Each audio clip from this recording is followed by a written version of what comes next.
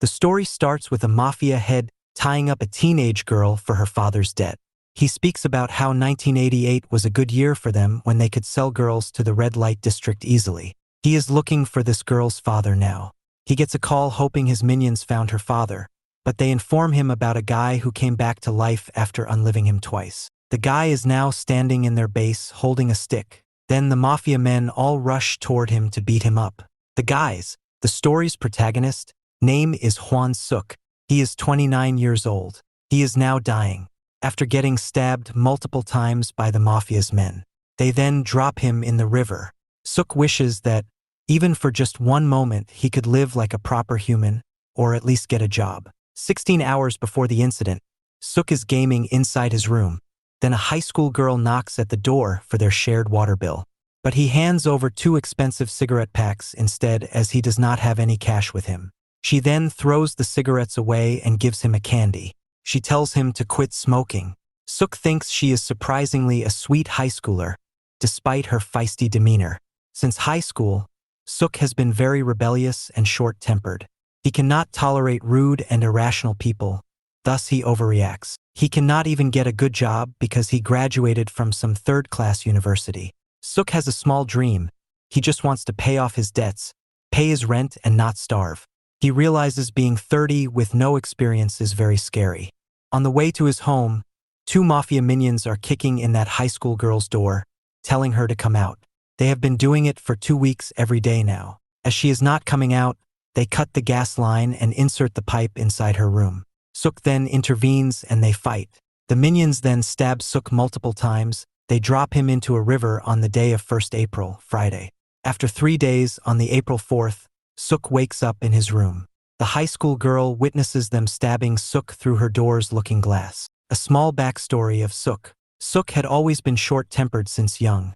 Thus he went through troubles at school many times. However, his father always supported him because his rebellion had fair reasons. His father told him that if he did nothing wrong, then he should be confident. That's the only thing his father taught him. His father worked at a factory, so father and son often used to go home together after work. His father was a good captain, judging from how his colleagues used to treat him. His mother unlived when Suk was very young, so his father raised him alone. It must have been hard, but he never showed it in his face. Suddenly at the factory, Suk notices some smoke. He alerts his father about it. Knowing the danger, they all evacuate the factory. However, some workers still remained inside. His father rushed inside to save them. He went back and forth 5 times to save those 5 workers. His father later unlives due to inhaling that toxic gas so much. They had informed the factory chief to repair the tanks before multiple times, but they did not listen to them to save money from repairing. Now they are blaming the captain, Suk's father, for negligence in supervision, because as he is gone now and has a little son, he is an easy target to frame the tragic incident on. Suk and everyone there believes his unalive was honorable since he has unlived saving 5 people. Suk now is unliving. He has regrets that he is going away without any purpose in life. Unlike his father, he wishes that he could at least have a job. On the April 4th, he wakes up panting in his apartment room, as if he had a nightmare. He checks his stomach, where he was stabbed earlier, but there was no wound. That day around afternoon, he is smoking in the apartment veranda. The high school girl is shocked to see him alive. Suk thought the girl would ask about the water bill again, but the girl starts sobbing. There are still blood stains there from 3 days ago. The girl asks him if he is really alive. Being confused by such a question, Suk just tells her to come with him because he will give her his share of water bill. At a shop in front of an ATM machine, he is there to cash out from his savings. He is sad that he can hear his credit score drop. The girl taps on the cancel option and takes out his debit card. She asks him why he is using the cash service. Before letting him answer, she breaks the card in half. Suk becomes furious about why she broke it.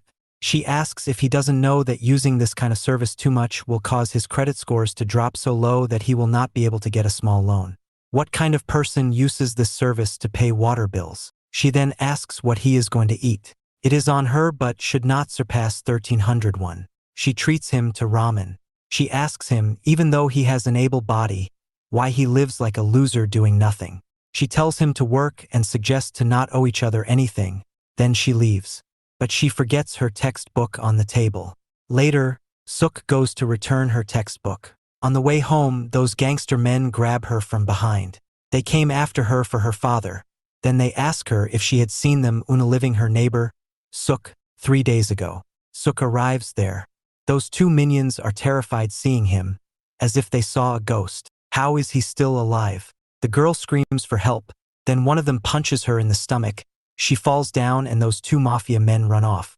Suk helps her get up, then he runs after them, despite her trying to stop him. Suk picks up 2 rocks and throws at them, hitting right at their heads. The guy who stabbed Suk last time goes again to stab him. Suk laughs and says that he is doing the same thing as he did in his dream, but Suk gets to protect his stomach using the thick textbook. Suk then kicks and punches him non-stop. As they were fighting under a construction site, heavy pipes and would fall on them from above, making a huge crashing noise. There is no way they can survive such an accident. 2 days later, on the 7th of April, Suk again wakes up in his apartment room. Suk finds it odd. He cannot believe that he had another dream like that. He wonders if he is sick. While browsing the internet, he notices a news. His eyes widen reading it. 2 men died at the construction site. Suk wonders if those dreams were actual realities. He gets up to head to the construction site to check how and what really happened there. Then his phone rings. The person on the call says that they have been trying to reach Suk for 3 days, but he never answered. Suk looks at the calendar. Today is the 7th of April. The person then congratulates him. He is hired at CYT Korea and asks if he can come to the office today. His eyes seem to see a light of hope. At CYT Korea, his boss, whom he will be working under, is showing Suk around the workplace. She says that they have a very flexible working environment. Sitting around all day, stuck on a desk all day doesn't necessarily guarantee high efficiency. So the workers here come and go as they want as long as they do not miss the meetings. Suk asks her if there was no mistake, why would a company like this even want to hire someone like him? Then she says that she liked how confidently he showed them the middle finger in the interview when they were asking nonsense questions. She then says that choosing him was kind of controversial. The essay Suk wrote in his resume about how he purposely failed his Korean SAT and went to a community college to express his anger towards the system in this country, and about how he quitted his part-time jobs because of some jerk customers and bosses. They thought it was a joke at first, but one person thought this was the most honest essay that reflected Suk's life. Suk asks about the person. The boss says this is a French company and the CEO is also a French. She thinks the CEO could relate to Suk's story. Suk wonders how a foreigner could relate to his life. She continues that 3 years ago, to open a new branch in Korea, CEO came to take training from a big company in Korea. He was really shocked about Koreans' working culture, which does not let employees express themselves, being afraid of the boss, overworking but how low the payment is, the unfair authoritarianism. That is probably why the CEO loved his essay so much. He thinks Suk is someone who is always confident in any situation. She says the CEO has high expectations from him, so does she. Suk suddenly feels confident and charismatically tells her that they will not ever regret hiring a gem like him. On his way home, Suk still cannot believe he got hired into a big company and his boss is a hot woman. He then noticed a man knocking loudly on that high school girl's door. Suk finds the situation familiar, and without thinking much, he punches the man. He falls on the ground. But the man introduces himself that he is a teacher, and he asks Suk if he knows a student named Yeren Cha who lives in this place. Suk immediately apologizes for punching the good teacher. Suk says that he kind of knows the student. What's the matter? The teacher says that she has not come to school for 3 days. He was worried, so he came to check on her. Suk remembers that 3 days ago, he saw her being kidnapped. Suk forcibly tries to open the girl's apartment door. The door opens. Her apartment is in a messy state as if a robber broke in. At that moment, the Mafia's minion, one of the guys, who saw Suk living, is taken aback to see Suk alive again. The Mafia boss has tied up the girl hanging in his base. He decides to sell Yeren to Southeast Asia as revenge and talks about the loser, Suk, who has unlived in the construction site. He says they should dig that guy from the grave and chop him up. The Mafia then gets a call. He asks if they have found Yeren's father. Rather, he gets a shocking news that Suk has again survived. Suk is furious. He knows who took Yeren away. Suk and the good teacher go to the police to report a missing case. Suk tells the police everything he knows, but they seem to not want to file the case as Suk did not witness the kidnapping himself. Then suddenly another officer, Detective O, hits Suk's head being mad. What did Suk do this time to be in the police station? He abruptly assumes that he harassed the teacher, thus came to complain. Suk is pissed off. Then the police, Detective Han, explains everything to the Detective O. He then checks the address of the girl. He asks Suk if he saw her getting kidnapped with his own eyes. Suk becomes furious that they are not believing him. But Detective O does not budge. He orders the police to delete the case report and to send them home. Suk furiously says that the girl was kidnapped. Then Detective O says that Yeren's dad, Hyung Sik Cha, is an alcoholic, so it is not the first time they got this kind of report from that address. He states that it is obvious she ran away from home being frustrated. Detective O is sending the case to the juvenile division as she did not go to school for 3 days. He is basically neglecting this case and brushing them off, saying Yeren is probably just fine. Then Suk and Detective O get into a heated argument. Then Detective Han tries to have a word with Detective O about it. He says it might really be a kidnapping case as that neighborhood is very sketchy and there were 2 unliving victims as well. Detective O says that they don't really know if it is actually a kidnapping case, and filing it as one will cause them trouble because at the beginning of the year, the mayor, the ward chief, and the police chief started increasing surveillance cameras and control agents to make the city crimeless. They have to report the progress next week, so he suggests staying low so that they do not mess up with their promotion. Suk listens to everything. Then he goes berserk there, messing and breaking things up. Then Suk's friend comes to take him away. At Yeren's, the high school girl's apartment room, Suk realizes after telling the police about everything that whatever happened was not a dream. But how is he still alive? He walks around the messy room. When about to leave, he notices Yeren's phone ringing. Suk picks up the call. A call from the kidnapper. Thinking it is Yeren's dad on the call, the Mafia boss sends a picture of Yeren hanging tied up. The Mafia boss tells him to get the rest of the money and come to his office in front of the station if he does not want his daughter to be sold to Southeast Asia. At the Mafia base, the Mafia boss plans to sell off Yeren's father's organ as there is no way he can manage that much money. On the other hand, the minion who saw Suk coming back to life, he tells his boss about it, but the boss does not believe him. At that moment, Suk comes in loudly slamming the door, almost breaking it. The minion recognizes him. In panic, he says that he is one who unlived at the construction site 3 days ago. The Mafia boss asks, how did he survive such an accident? Suk responds he has revived and swings the metal pipe he brought with him. He swings the pipe and hits one of the minions hard. All the other minions rush at him with bats and sticks in their hands. To everyone's surprise, unlike his confident demeanor, Suk is not good at fighting, so he is getting beaten up real bad now. The Mafia boss asks him why he's going so far for the high school girl. Is he dating a minor or something? He says even though he did not want to care about her, he did not even know her name till yesterday. He wants to be a good adult at least. He says that while holding the knife in the Mafia's throat which he hid in his pants. The Mafia boss says he is aiming at the wrong spot, he cannot unlive him like that. Then he abruptly moves forward, having the knife cut his non-vital spot of the throat, getting Suk off guard. The boss hits Suk's face with his back of the head. The boss grabs the ashtray and breaks it in Suk's head. Suk faints and falls. The Mafia boss then orders his men to take Suk in the car. One minion lifts him up and notices that he has metal pads all over his body. The Mafia boss and the men are going somewhere, taking Suk behind the car. The minion who was at incident 3 days ago is looking glum. One of the minions asks him about it. He says he does not understand how Suk is still alive after one of him men unlived him. Then the minion says that Sung-hoon, the one who had unlived with Suk 3 days ago, had stabbed Suk about a week ago too, and they dropped Suk in the river. He does not understand how he managed to survive those 2 fatal incidents. In the meantime, Suk in the back manages to light a lighter to burn up the rope tied in his wrist and unties himself. Suk gets up slowly, wraps the rope around that minion's neck and chokes him. The car loses its balance and falls off the bridge. The car behind, where the Mafia boss is, he notices the accident. Everyone at the car with Suk unlives. It makes it to the next day's news. The Mafia boss is angry that many of his men have been unlived because of Suk. However, the Mafia boss is still looking for Yeren's father, but he has not been found. while they are arguing about what to do with Yeren to get rid of their troublesome evidence. Suk slams their door. They cannot believe their eyes. How is he still alive? Suk tells them that he has found out something interesting. On the day of the incident, on the 80th of April, Suk relives the drowning sensation he had when he first unlived. He feels confident that he will be revived again after 3 days. However, what if he cannot revive this time?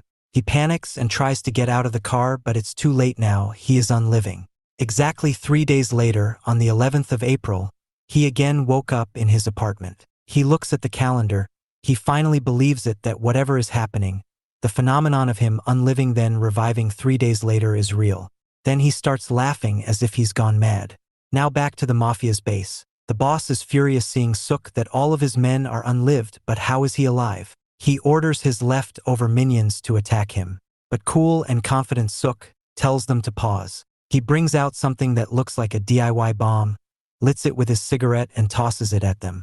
The Mafia boss assumes that it is just a Molotov cocktail, but to their surprise, it is butane fuel gas. It explodes, fire spreads among the men, and the boss is injured. He orders his half of the men to put out the fire and another half to unlive Suk. But Suk has brought more fuel gas with him. He is not scared of anything anymore. He is now lighting up another gas can. He asks if the Mafia boss is scared. Suk tells them that he has just started, then tosses another gas can at the Mafia boss. Then a strong-looking man, one of his people, slaps it away out of the window. He is pretty intimidating and strong, unlike other minions. Suk is nervous seeing him standing close to him. The guy says he will hand over the teenage girl to him. He tells Suk to follow him. But the Mafia boss gets angry at him about making decisions by himself when the Mafia boss is standing right there. Then the strong guy tells him to calm down and look out of the window. There are people gathering, some calling the cops because of the commotion here. He says the cops are going to barge in soon. He suggests they make it a simple gas accident. Cops are onto them already because of other accidents, so if they find about the illegal bonds and a kidnapped girl, they are done completely. Suk then sneaks into the conversation with a smirk. Then he confidently tells him to get to the girl, but only the strong guy, referring him as Baldy, can come with him.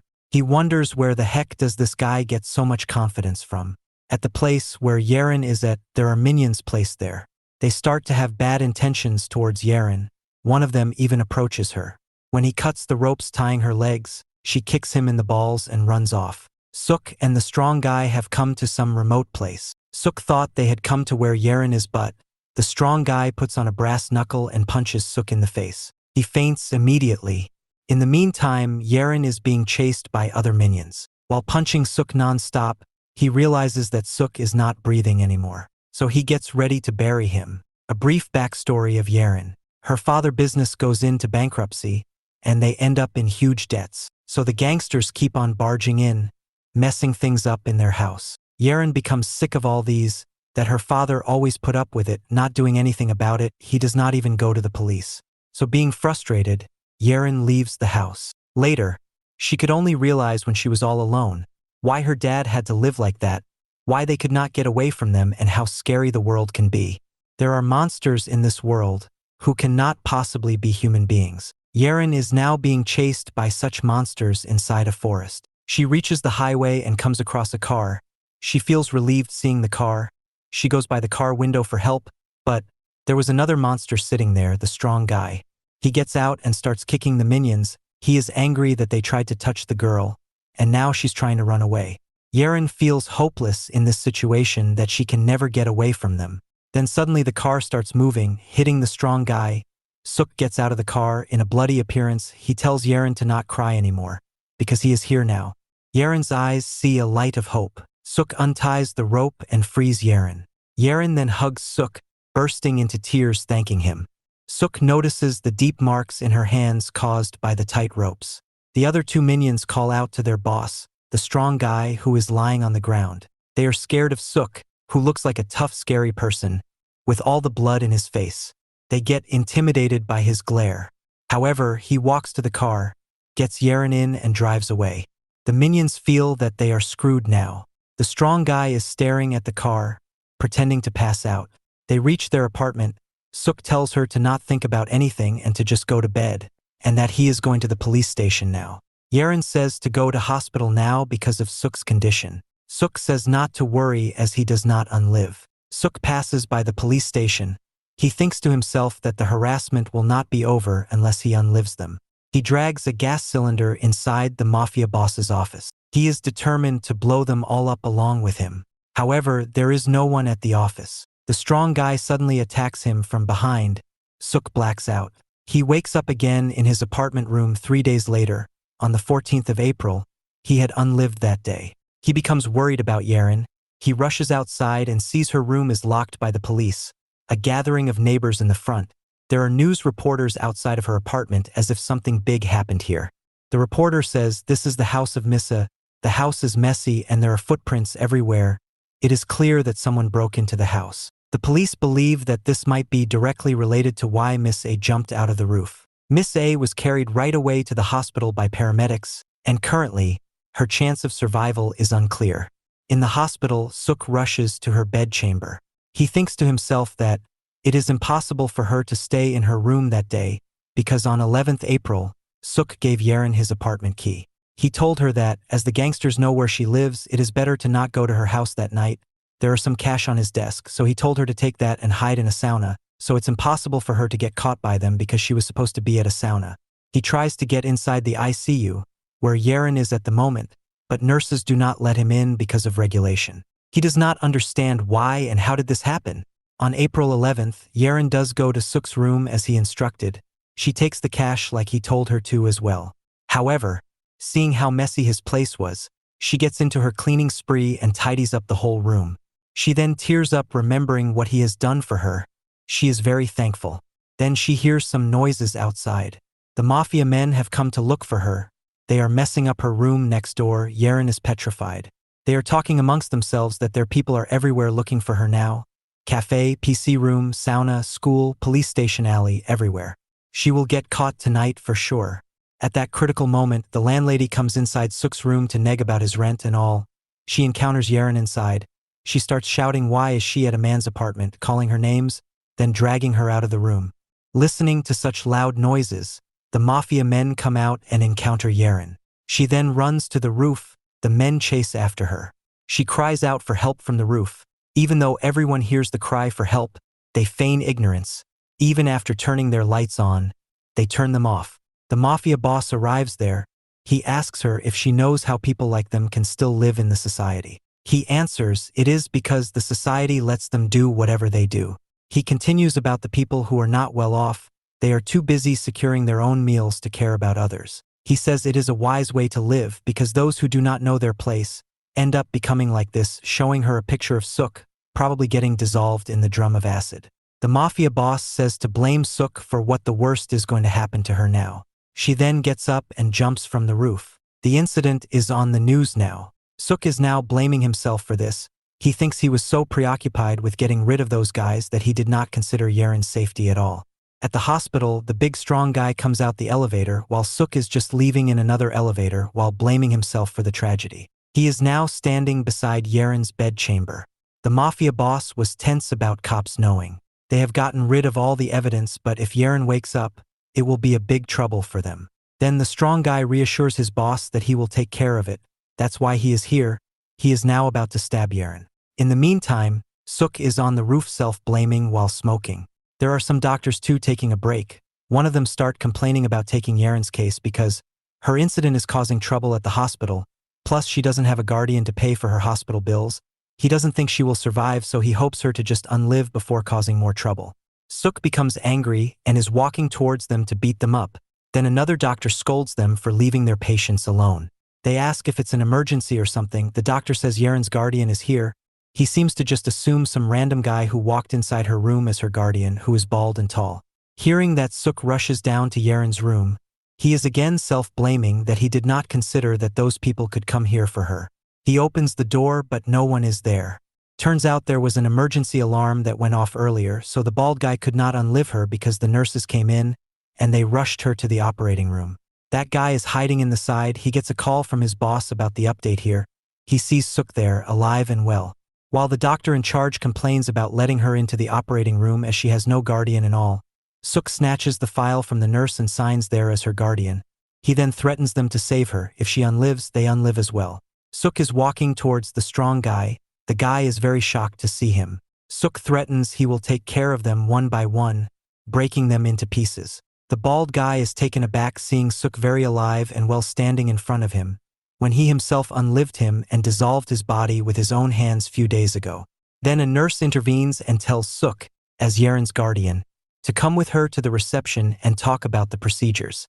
Suk is heading there. He tells the bald guy to just leave for today as Suk is busy now. He will destroy all of them soon anyway. Suk is sitting beside Yaren's bed. He noticed how clean his apartment is earlier. He figured that Yaren stayed there to clean. It was dangerous for her to stay there for too long. He tears up saying that that was stupid. The doctors have told him that Yaren's organs were seriously injured and was bleeding a lot, so they told him to be prepared for the worst-case scenario. Suk becomes frustrated that Yaren does not deserve any of these. Why does she have to suffer and unlive because of them? Then he gets a message from his workplace, the CYT Korea. The orientation will start at 1 p.m. tomorrow. Suk forgot that he has a job now. He feels the need for a change now. He goes to a hair salon. He tells the hairdresser to give him a look that will make him look stronger. Suk goes to his workplace with his new red hair look earlier than scheduled. He hands over his resignation papers to his boss, as he won't be able to work there anymore. His boss is surprised as he looked like someone who really needed the job, but he is resigning now before even starting.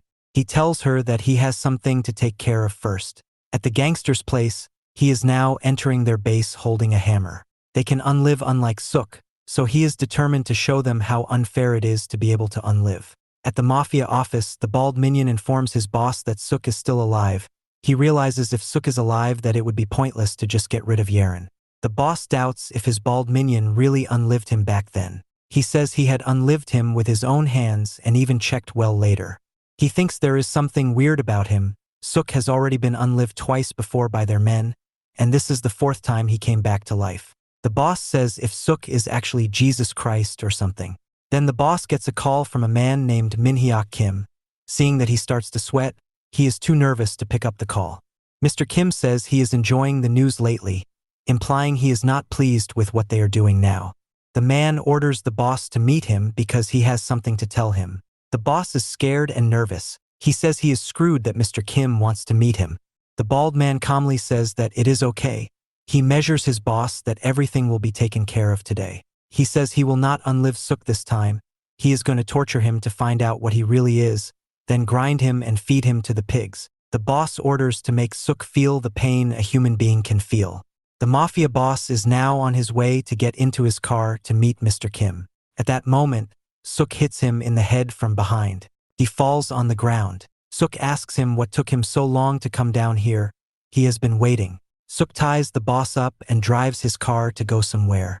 When the boss making a fuss inside the car, Suk again hits his head telling him to read the room. Suk says he has thought really hard last night. He figured that it will not end if he just keeps attacking them randomly, so he has decided to get rid of them one by one, starting from the head, the Mafia boss. Suk tells him that he should be more worried because he will make him suffer much more than the teenager Yaren has suffered. The boss laughs at this. He mocks him saying his men are already following him. Suk did not notice them following their car. The boss says it is because he installed a tracking app in there and his phone, which he initially installed to keep his eye on his minions. Suk speeds up. The boss says that this is pointless as he is surely going to get caught and all. Then this time Suk laughs and says he cannot believe things are going so well like this for him. Surprised, boss asks what does he mean by things are going well?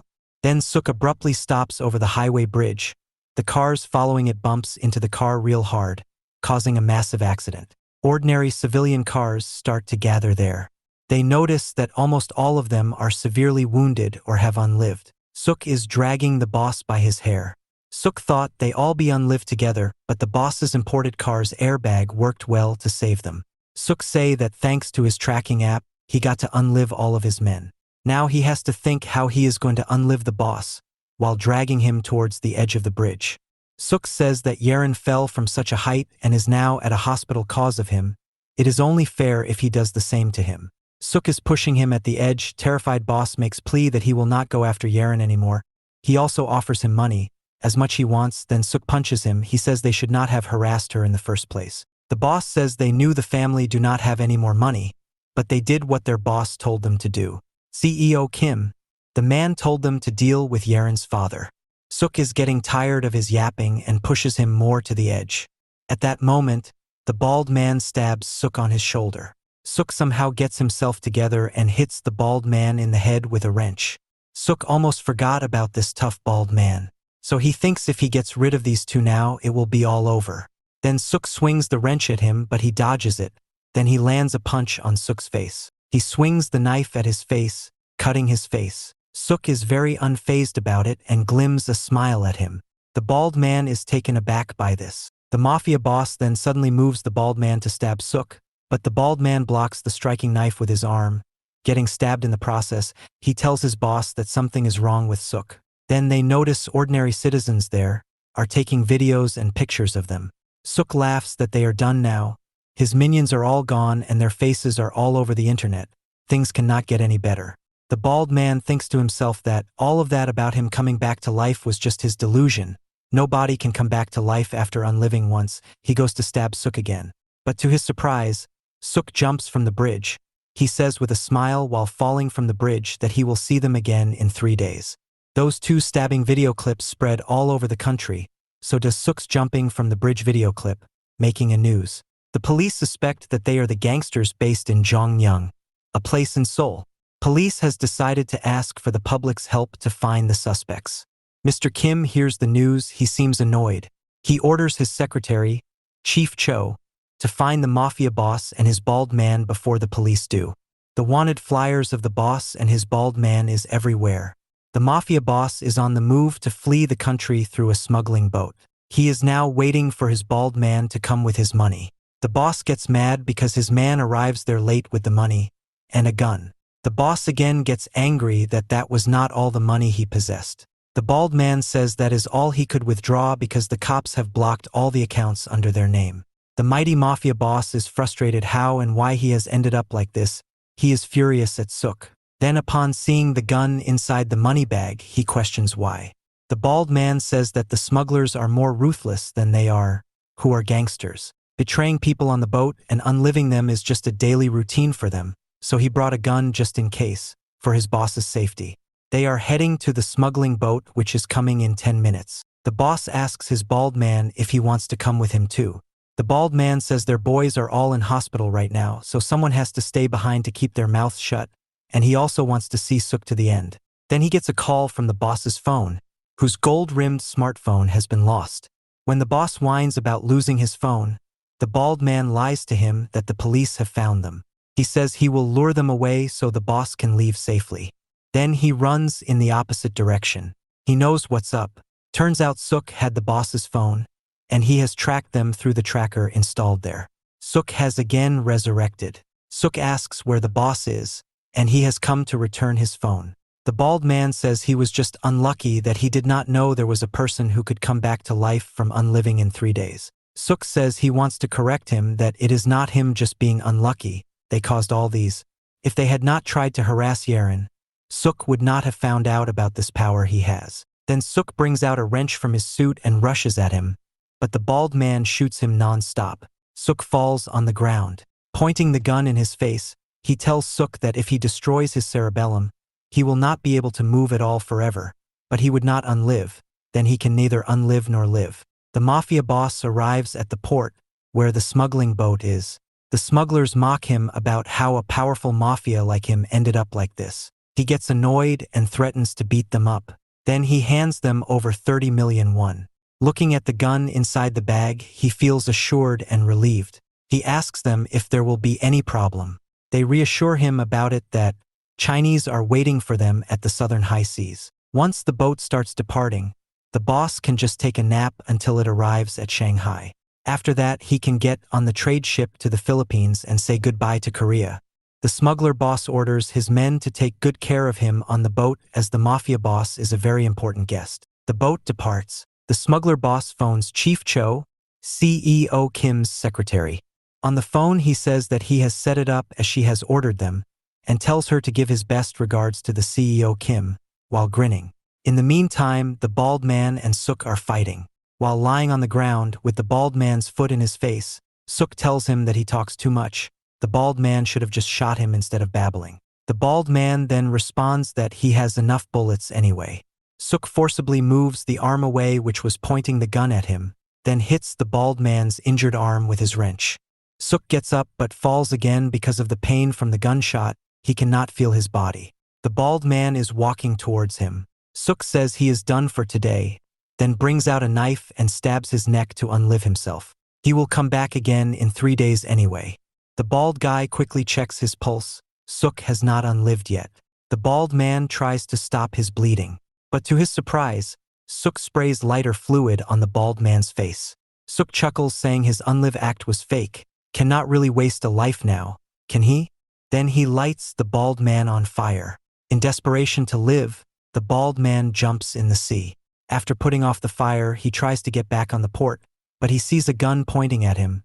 Suk also lights himself on fire and now, he is pointing the gun at the bald man. When Suk is about to shoot the baldy man, the Mafia boss's boat comes across them, him staring at them.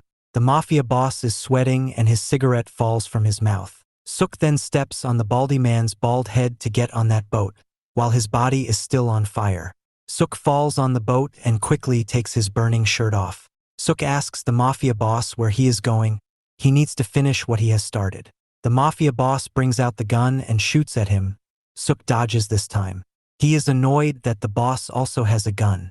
The smuggler men inside the boat hear the commotion happening outside, hearing that they start to set up a bomb inside quickly instead of waiting for another hour as their leader previously instructed them to, and they get out of the boat quickly. While shooting, the Mafia boss runs out of ammo.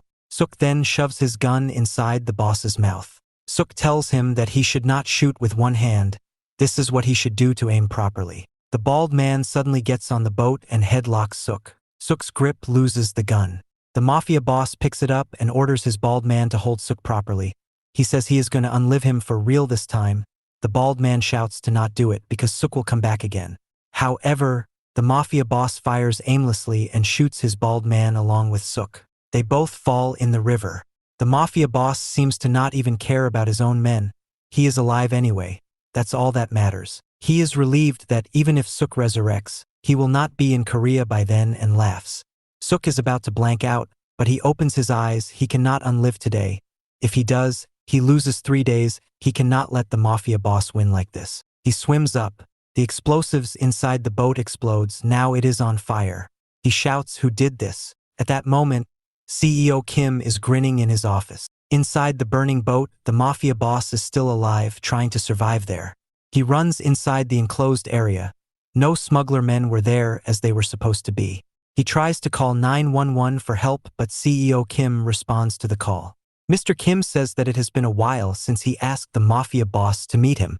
He then says because of the Mafia boss, he realized that he's been letting his guard down too much these days. He adds that he trusted someone who could not even take care of some minor task. The Mafia boss then tells Mr. Kim that he can explain himself, that he was not trying to run away. If Mr. Kim saves him, he will make sure to unlive that girl. Mr. Kim tells him that he is not holding on to that girl anymore. There was only one thing he was worried about, that is if the public found out the relationship between the CEO Kim of the Down Group and a lower-class Mafia boss. Mr. Kim just wants to prevent that from happening. He asks the Mafia boss what to do now. Unliving the girl or unliving the Mafia boss. He says he unlives the Mafia boss now rather than unliving the girl who's already at a hospital. There are still bombs exploding. Mr. Kim tells him something about Mr. Hyung-sik Cha, Yeren's father, whom the Mafia boss was ordered to search for. The Mafia boss's eyes widened. He starts to cuss Mr. Kim, furiously hearing whatever Mr. Kim has told him about Yeren's father. Then the boat explodes and it starts to sink. The boat has completely sunk before Suk's eyes. Suk also drowns, saying it is all over now. He is relieved that no one will bother Yeren anymore. Yeren in hospital goes into cardiac arrest. While drowning, Suk wishes to share his resurrection ability with Yeren, as much as she needs. On this side, Yeren's condition is getting worse. Then she suddenly opens her eyes and tears up thinking of her Mr. Suk. Today is April 18th. 3 days later, on the 21st of April, Suk's apartment room is empty. The news says the 20 gang members that were involved with Yaren's falling incident have been arrested. The news refer Yaren as Miss A.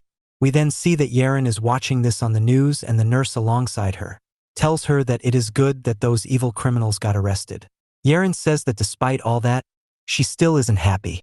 She should be happy that the people who got her and her family are now caught, but she's still worried Mr. Suk, who was being tortured. As she is about to say something, that is when the doctor comes into the room and asks Nurse Sue if she was able to contact Yaren's guardian, to which Nurse Sue said that she tried, but to no avail. This shocks Yaren, as the doctor bickers about how careless this guardian of hers is, and how he is gone and started ignoring them at such a crucial point. A shocked Yaren then asks the doctor and Nurse Sue about who they are referring to as her guardian, because her father, who is her guardian, is currently missing, so who are they referring to as her guardian? The doctor then gets confused by her sudden questioning, and tells her that they were referring to the man who lives next door to her. This shocks Yaren once again. Later in, we see that Yaren looks very sad, and Nurse Sue tells her that they should get her temperature checked for evaluation. However, Yaren is still stuck up about what happened to Mr. Suk and doesn't respond to her. Nurse Sue understands her situation and empathizes with her. She also asks Yaren if she is still worried about her next-door neighbor, and tells her that it should be fine, and that there must be some reason as to why he hasn't come to the hospital to see her. Right then, we see the news on television doing a breaking news broadcast. On the broadcast, it is said that the gangster, Mr. Jung, who was supposedly the leader of the many people who were arrested earlier in the day, was found without life near the port. It is assumed that the boat he was on, while trying to escape South Korea, had suddenly exploded, and that is what caused his demise. Another news coming out of that was that a man's, assumed to be in his 20s, body was also found lifeless in that scene. Looking at his body, the police are suspecting that he was shot, as he has several gunshot wounds in his body, alongside other injuries. This news totally breaks down Yaren as a whole. We see then that the time and days keep passing by, but Yaren was still her broken down and depressed self, as she is losing will to go on. We then see that it is night time on the 21st of April, and the nurse, Ms. Sue, tells Yaren to go to sleep and greets her off. However, Yaren stops her and tells her that there is something that she wants from Sue. Later on, we see that she had made the request for Ms. Sue to take her to the apartment she lives in. We then see that Nurse Sue has driven her there. We then see that they are going upstairs to where Yaren and Mr. Suk's flats were located. Nurse Sue tries to tell Yaren that they should go back now, and that she should rest her body now. However, Yaren wants to stay a little longer. We then see Yaren standing before Mr. Suk's door and hesitantly opening it up. As she does open it, Yaren thinks about the dream she had before waking back up. Yaren thinks of how she was drowning in that dream, drowning into nothingness. It was a free fall and there was nothing stopping her. But she was then caught by a hand. The hand belonged to Mr. Suk, who told her that she needs to stop sleeping and wake up. He told her that she is not a kid, she is a high schooler, and she should mature up and act like one. Mr. Suk then picked her up and went down into that nothingness himself. Yaren then says that after she woke up, she had the feeling that she could never see her mister again. We then see that the flat is empty too, and Yaren breaks into tears seeing that, and tells Nurse Sue that they should probably go back now. As she walks back while crying, Yaren knew what had been done. She knew that Mr. Suk had sacrificed himself for her, to give her life. She realizes that for her life, Mr. Suk had to give up his own. However, at that very moment, we see that Yaren's Mr. pass her by, which leaves her bamboozled. Mr. Suk makes a call to the hospital and tells them that he is the guardian to Cha Yaren and gets to know that she woke up. Right then, an emotional Yaren calls out to him. Mr. Suk looks back at Yaren and asks her if she's fine and how did she get here. Yaren is still in a state of shock, so she asks Mr. Suk if he really is her mister, to which Mr. Suk says that it's a bit rude of her to forget his face after 2 to 3 days of not seeing each other. Yaren still can't believe it, so Mr. Suk states that it could be possible that she doesn't recognize him because of the brand new hairstyle. We then see Yaren running towards him and embracing him in a tight hug. Yaren gets emotional and starts crying, while Mr. Suk smiles and tells her that it's okay and not to cry. We then see in a building a woman is conducting a presentation for someone. She says that according to her research, she found that the police had reported to the media that an unidentified 20-year-old man's body was found at the port, alongside Mr. Young. She says that it is almost certain that the man is none other than Cha Hyung-sik's neighbor. She then presents the CCTV footage they secured from ManhwaCapped, and there it shows that Mr. Suk had gone to their office to attack the people inside it. However, as shown in the footage, his attack didn't work out well, and he was beaten up pretty badly by Kong YJ. Then it's shown that Kong YJ had surely gotten rid of him for good by torturing him. However, to their surprise, the man had came back a few days later, this time with a new hairstyle. He taunted the group into attacking him, and he ended up taking his own life there. But recently, she learned that the same man was spotted alongside the daughter of Cha Hyung-sik at the hospital she was admitted to. CEO Kim listened to all this and asks Assistant Minister Joe if she believes in ghosts and miracles, to which Assistant Joe gets confused. CEO Kim, however, is amused, and he says that he thinks the Mr. Suk might have the ability to come back to life when he passes away. We then see that a few days after all of this, Cha Yerin is now healthy enough to get discharged from the hospital. Nurse Sue says that she really enjoyed talking to and taking care of Yerin, and also asks if Yerin is going to leave with the handsome guardian of hers, referring to Mr. Suk. Yerin gets a bit flustered up and says that she plans on going alone, and then surprises Mr. Suk.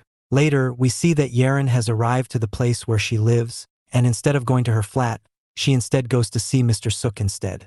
However, as she enters the room, all she sees is a very messed up place. The place is dirty, the utensils are all dirty, cigarette butts are stored up in the room, and Mr. Suk is sleeping in an unorganized bed. Yerin understands that this was the reason why he didn't come out when she was waiting outside. Yerin then checks the time to see that it was already 3:30 p.m., and Mr. Suk was supposed to receive her at 3 p.m. at the hospital. We then see Mr. Suk moved in his sleep and touched his crotch, which embarrasses Yerin, who was watching, and she immediately went out of the room. Yerin was then pissed at herself for even thinking that a man like Mr. Suk was likable and somewhat handsome. Yerin then decides to go back to her own flat and clean up there, because when she left, the house was very untidy and a mess. Suddenly, as she touches the doorknob, all the memories of how messed up her house was, the damage and everything come back to Yerin, and she says that those memories occasionally come back to haunt her. However, Yerin musters up the courage to open the door, and what she sees leaves her very surprised. Yerin sees that the house is perfectly clean and tidy. The broken appliances have been switched with good ones, and even the broken windows have been fixed.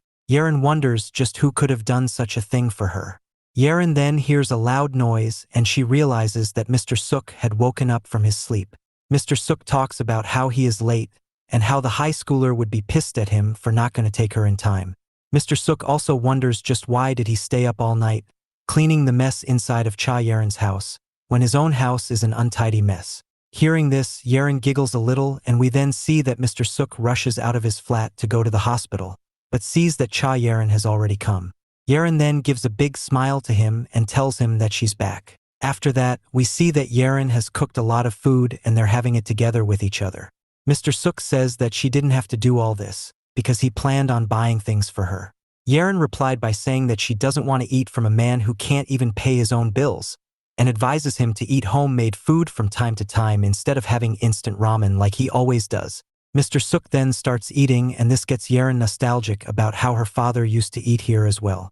Mr. Suk praises Yerin's cooking a lot, saying that she is a one-of-a-kind chef. They lay down after they're done eating, and both of them admit to eating a little too much for their own good. Yerin then gets a call from someone, and we learn that she has an interview coming up a day later. Mr. Suk says that Yerin is getting popular and that she might become an idol, but Yerin gets offended by this as she is only doing this to find her dad, and giving interviews on TV will take her a long way in achieving that. Yerin then talks about how her father was dumb and trusted bad people. However, in actuality, it's not his fault, he was a nice guy. It's the fault of those who took advantage of him. She also says that she regrets saying all the bad stuff she said to him, and wants to make up for that. After this, Mr. Suk says that he will be going then, but before leaving, he says that Yerin can knock on him if she wants to eat with someone. Yerin likes the idea and tells Mr. Suk that they can eat together more often now that they've got time on their hands. As the door is opened, a policeman comes inside and asks them if Yerin is there. Yerin introduces herself to the police, and the police reply by telling her to come to the police station with him. This confuses everyone a bit, but the police then drops a bombshell regarding Yaren's father. Is it good? Is it bad? Who knows? The story continues, and we see that Cha Yaren is being questioned by the media about her father. The media asks about how Yaren's father passed away and his body being found near a mountain. They also talk about how it is being has said that it is assumed by the police that it was a case of Mr. Cha taking his own life, and asks Cha Yaren if she agrees with that assessment from the police. Yaren doesn't really have anything to say as she is traumatized beyond limits, so she stays quiet, but the people of the media keep forcing questions in to keep asking her. They ask her about how the body's condition was, as it is assumed that the body had passed away about a month ago, and they ask what Yaren feels about all this. As Yaren stays quiet under pressure, we see that Mr. Suk has arrived to the scene with a bucket of water in his hands. Mr. Suk then goes on to berate the news media and the reporters for forcing all these things on an already depressed girl. Mr. Suk questions their humanity before throwing the water from the bucket on to everyone. Damaging their equipments, he tells them to get lost. We then learn that Yaren's father's body was found in the Umeong Mountains. His body was left hanging under a tree with a will placed underneath his feet. The police has assumed that Mr. Chaz took away his own life because of the immense pressure and torture by the gangsters who were messing with him. Further investigation and reports have started that he had passed away in the month of April. We then see that a funeral is being held by Mr. Suk and Cha Yaren for Mr. Cha, and Mr. Suk thinks about how he was the one who single-handedly prepared the funeral of his own father. However, as he looks around and sees how not a single person was there, he understands that this is a very lonely time for Yaren. Yaren then speaks up, asking Mr. Suk if he feels the loneliness. She further goes on to add that this is what happens to a businessman once his business fails. We then see a flashback where we see that Mr. Cha is very enthusiastic about a work project, and he promises someone to build them an apartment as soon as possible. The person then asks Cha to join him for dinner. However, Cha refuses, stating that he has a date with his daughter. Back in the current time, Yaren talks about how despite being a businessman, her father never neglected her and always put her as the first priority, and maybe that caused him a lot of trouble in his work life. However, never once did he regret doing so. However, whenever he did get work, it was special because he would commit himself working all the time for it. Just like that, Mr. Cha got the deal to make the apartment, and Yaren says that it ruined her entire family's life forever. We then see another flashback, where a young Cha Yaren is on the phone with her father, and she tells him that she is bringing lunch for him at work, to which Mr. Cha tells her not to, saying he has already ate. Yaren tells him that it's fine, but she's going to bring it anyway, and he can consume it for snacks later. However, Mr. Cha keeps telling her not to come anywhere near his workplace and stay where she is. However, by that time Yaren had already almost reached him, and upon reaching there, what she says there leaves her shocked, as she sees a bunch of gangsters beating up everyone at her father's office. She also notices that her own father was being beat up by a gangster. However, he was still trying to contact her in the phone, but this angers the gangster, as he beats up Mr. Cha even more, saying that it's disrespectful of him to pick a call during an important meeting between them. We then see the gangsters telling the people of the company that they should either finish him off or leave the job, otherwise they won't be leaving. We then learn that the gangsters pretend to be normal citizens during these problems to stay out of trouble. Seeing all this happening in front of her, Cha Yaren was left traumatized. However, this continued for the next 3 years.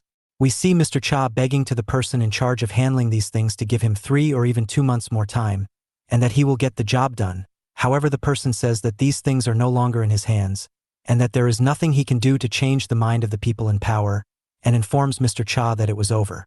Then, because he couldn't complete the job, the company sued Mr. Cha, and his building company went bankrupt and they hit a financial low, so they had to move out from their usual home to a rundown place. When they were moving away, Yaren noticed that the building her father was working in was already completed, so she understood that it only meant that the company were in cahoots with the gangsters to get this done as cheaply. In exchange, the company sold their loan to the gangster, so now the gangsters would bother her father for money. And it was then that her father lost all feelings to move forward in life. Back to the current time, Yaren says that she constantly asked her father about what that company was about, but he never told her about it, and this made her hate him.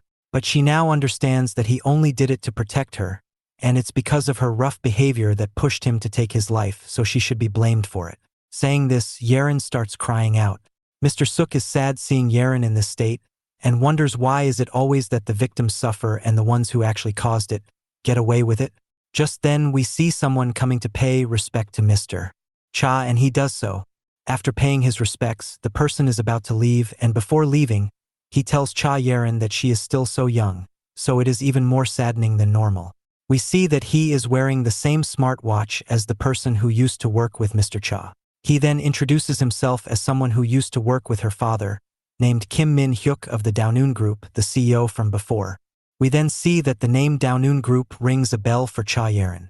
Later on, we see Kim Minhuk, Mr. Suk, and Yeren seated together, and Yeren asks Minhuk if her father really worked for such a big company like Daonoon Group, who are known to build state-of-the-art hotels and resorts. Kim Minhuk says that he had worked with Yeren's father a long time ago, back when he was still just a normal manager on a project for the Daonoon constructions. Minhuk further says that Yeren's father bad exceeded their expectations by a lot, and thanks to that, he managed to be promoted to director thanks to the extraordinary performance of Mr. Cha, which is why he always wanted to meet him and thank him for everything. However, he never expected that this would be the way that he will end up meeting him again. Minhuk says that he heard a lot about Cha Yeren from Mr. Cha. Mr. Cha always talked about Yeren with a smile, and always put her as the first priority when it came to everything. We then get to learn that it was Kim Minhuk's invitation which Mr. Kim had rejected years ago to take out his daughter on a date. Minhuk continues, saying that it is because of his immense love for his daughter that makes it even hard for him to believe that Mr. Cha would just suddenly leave the world one day, and not to mention he would leave by taking his own life. He says this with a slightly taunting vibe, which stings Cha Yeren. Minhuk then puts his hand inside his suit to bring out an envelope, which he puts on the table and tells Cha Yeren that he wishes the best for her before getting up and taking his leave. As Minhuk is leaving, Yeren opens the envelope which he had left for her, and sees that it includes a check worth 50 million Korean won. Seeing this, Cha Yeren calls out to Minhuk, telling him to stop. Minhuk stops and turns back, and Yeren tells him that she wants to return the envelope to him. Yeren says that while she is grateful that he wants to help her out in her current dire situation, the amount which he is giving off to her is too large an amount and it will be too burdensome for her, which is why she wants to return it, saying that she will be taking care of her own problems and that she doesn't want to live under anyone else's debts. Minhuk gets serious hearing this from Yeren, and asks her why would she be considering this as living under someone's debt. Minhuk says that the victims of such tragedies should try to be compensated as much as possible. Meanwhile, the criminals should pay for their crimes and should be punished. However, with how fickle the society is, it always makes the victims suffer more and more pain for no reason whatsoever. Hearing this, Mr. Suk seems touched, as he had the exam thought not long ago. Minhuk continues by saying that as he was a part of the adults who build this society, he is just making up for his own faults by giving her the money. Minhuk then bows down and tells Cha Yeren to please accept the money from him. We then see that Minhuk is leaving. However, before he leaves, Minhuk takes a good look at Mr. Suk before finally leaving. Mr. Suk also thinks of him with a lot of curiosity, with his name being a key point of interest to him. We then see that Kim Minhuk is in his car, sitting beside his secretary, Ms. Jo. There, Ms. Jo tells Minhuk that it doesn't look like to her that he was beaten up or had any water thrown at him, which means that Mr. Cha didn't hand over those important documents to Cha Yeren, because if he had done so, then Minhuk would have gotten involved and those things would have happened to him. Minhuk says that it was as expected. There was no reason for Mr. Cha to hand it over to Cha Yeren and out his own daughter's well-being into danger. Secretary Jo then asks Minhuk what was even his reason to go out to the funeral then. Minhuk then answers in a cold tone, saying that there is just something about being able to help the family, that he himself destroyed, the feeling that makes him feel so superior that he can't quite put into words for her to understand. Secretary Jo says that there must be definitely more to it than just that, as Minhuk definitely also would have wanted to meet Suk Suk-hwan. Just at that moment, Mr. Suk himself came in front of Minhuk's car to force stop it. The driver gets mad at him for doing so, but Mr. Suk ignores that and goes to meet Kim Minhuk. Mr. Suk asks Minhuk about what he said about punishing the criminals, because there is one such criminal that Mr. Suk knows of that needs to be punished no matter what, and Mr. Suk wants his help in punishing that guy. Minhuk is a bit overwhelmed. Even though he is face to face with Mr. Suk, he can't help but feel awkward knowing that Suk has the ability to come back to life every time he is finished off. Minhuk then tells Mr. Suk to get inside his car. After that, Minhuk wonders if he should check if the ability of Mr. Suk is real by finishing him off by himself. We then see that Min Hyuk, Secretary Joe, and Mr. Suk have made it to a luxurious hotel bar. Upon arriving there, Mr. Suk asks just what kind of place have they come to and why, and Min Hyuk responded to that by saying that this is one of the bars owned by the Daeun group, and that he made a reservation beforehand so that they can talk freely. Then they all sit down, and Min Hyuk asks Mr. Suk to tell him about that person who he said needs to be punished at all costs. Mr. Suk then tells Kim Min Hyuk about everything that happened with Mr. Cha and Cha Yeren from the beginning. Min Hyuk listens to this and says that it's really shameful that they had to go through these, and reconfirms that if the person who did this was the one who Mr. Suk wants to punish, to which Suk says yes. Mr. Suk then asks Min Hyuk if he has any idea of who could have done that sort of thing to Mr. Cha, because after all, they've worked together before in the past. This leads to a moment of awkward silence between them all, as Min Hyuk doesn't know what to say regarding this topic. Mr. Suk then takes a sip of the drink in hand and says that the only reason he is asking them this is because they are in the same line of business, so maybe they're aware of some rumors that can connect to this. Mr. Suk then suddenly flusters as he realizes just how good the alcohol he just drank is, and he asks the bartender what is the name of the drink, to which the bartender tells him that it's a 1964 bicentenary, which is a type of whiskey which is sold for 320,000 won per cup. This shocks Mr. Suk as he can't believe that such a drink, which is more expensive than his rent, can exist. Mr. Suk then realizes that he is behaving inappropriately and apologizes to Min Hyuk, saying that he got carried away by the drink. Min Hyuk ignores this and instead continues on by saying that it's very common for companies to hire gangsters to keep the construction dealers in their toes. It is more common than most people think, and that they mostly do it so that they can get their building built for the least amount of money possible. However, he adds that in case of Cha Yeren and her family, it seems like the stuff was even worse because it seems like the gangsters were involved from the very beginning. Min Hyuk then grins and says that he has a company in mind, but he first wants to ask Mr. Suk just what would he do if he found out who did it. Mr. Suk is confused by this as the answer is obvious to him. He says that he will crush everyone in that company for doing what they did. Min Hyuk then speaks up and says that it's best for him to not meddle with those people, because they're extremely rich and hold incredible influence everywhere, and for them, the gangsters are willing to do anything. Min Hyuk further adds that while what happened to Cha Yeren's father is sad, but if a normal guy like Suk tries to mess with them, it will do no good, and will bring forth even more problems for them. Mr. Suk doesn't like this and asks Min Hyuk about the stuff he said to Cha Yeren then, the stuff about unfairness towards the victims, and Min Hyuk replies to this by saying that he said it to her that way because Yeren is a student. She doesn't know about how the world operates. He didn't want to tell the bitter truth to a high school kid. However, Mr. Suk is an adult, so he should definitely understand this better. Mr. Suk scoffs at this and says that Min Hyuk is a lot different from what he had thought of him as, and Min Hyuk replies by saying that Suk is a lot different to what he had hoped as well. We then see Mr. Suk getting mad and asking the bartender to change his drink with a cheaper drink in soju, as the expensive stuff doesn't fit him at all. He then takes the entire bottle of soju and gulps it down, before telling Min Hyuk that the people who harmed Yeren are probably feeling the same. They have money, they have influence, so of course they'll be able to crush a normal man who drinks soju. Mr. Suk then asks Min Hyuk if knowing people like that exist disgust him. Mr. Suk then gets up and walks away, saying that Min Hyuk doesn't need to tell him who he thinks did it, and that he will find them himself and that he will find them quick and beat them up, because he can't go to sleep while being this mad. Min Hyuk then speaks up and tauntingly says that it won't be easy to beat them up like how it was easy to beat up the Jinhwan Corps. This shocks Suk Hwan, as he doesn't understand how Min Hyuk knows about all this. Right then, Secretary Joe gets out a blade and chops down the back of the neck of Suk, which takes him down, and a pool of blood forms. Min Hyuk tells Suk Hwan that no such thing as unfair exists in this world and that it all depends on who is strong and who is weak, and that Cha Hyung Suk didn't know that, which is why he lost his life.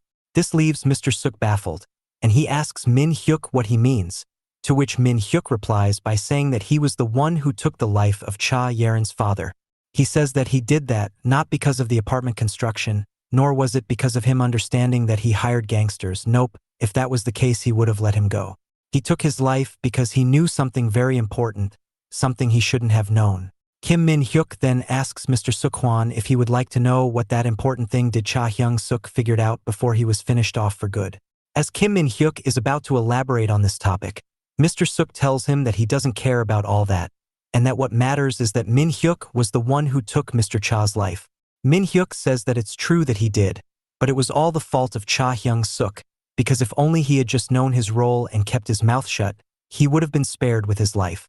Instead, he tried to do something that he could never handle, and it cost him his life, and it almost cost Cha Yerin her life too. Mr. Suk was seething in anger as he heard this, but he didn't have the necessary strength to pull off anything after being slashed by a knife. Minhyuk continued, saying that Cha Hyung-suk did all this just so he could teach Minhyuk a lesson. We then see a flashback as Mr. Cha was being hung. He was still defiant, and he said that he is doing all this just so he could teach Minhyuk that there are a few things in this world to which money has no worth when put into comparison. Kim Minhyuk then continues on with his monologue. He says that Mr. Suk needs to understand that there are things in this world which are impossible to do, even if you are someone who is capable of coming back to life. He says this to taunt Mr. Suk. Mr. Suk hears this and feels shocked, knowing that Minhyuk is aware of his abilities. However, he then starts laughing as he slowly starts to get back to his feet. Mr. Suk then grabs a hold of Kim Minhyuk, which triggers Secretary Joe. However, Minhyuk signs her to not get involved. Mr. Suk then tells Minhyuk that he is now interested in what he said, and that he would love to know if there are things that are impossible to do even if one is capable of coming back to life. Mr. Suk then says that after he wakes back up, Minhyuk is going to see something that's absolutely outrageous from then onwards. A few moments later, we see the lifeless carcass of Mr. Suk on the ground, in a pool of his own blood. Secretary Joe goes to check up on him, and she checks up on the back of his neck to find that there's no nerves on him, and that he has well and truly passed away. Secretary Joe then asks Kim Minhyuk just what should they do with Sukwan's body and think about the cleanup procedure, but we see in the background that Minhyuk is clutching onto his chest, and he is having difficulty to talk or even move around properly. Secretary Joe notices this, and she quickly goes forward to help out Minhyuk. We see that Minhyuk's heart rate has gone up and hit 128, and this serious thumping is causing the issues. Secretary Joe then gives him some medicine pills, and after taking those pills, Minhyuk finally calms down. Secretary Joe then tells Minhyuk to take care of his health and take medicines properly. Minhyuk says that all is well, and that it was just a minor inconvenience caused by him getting a little too excited for his own good.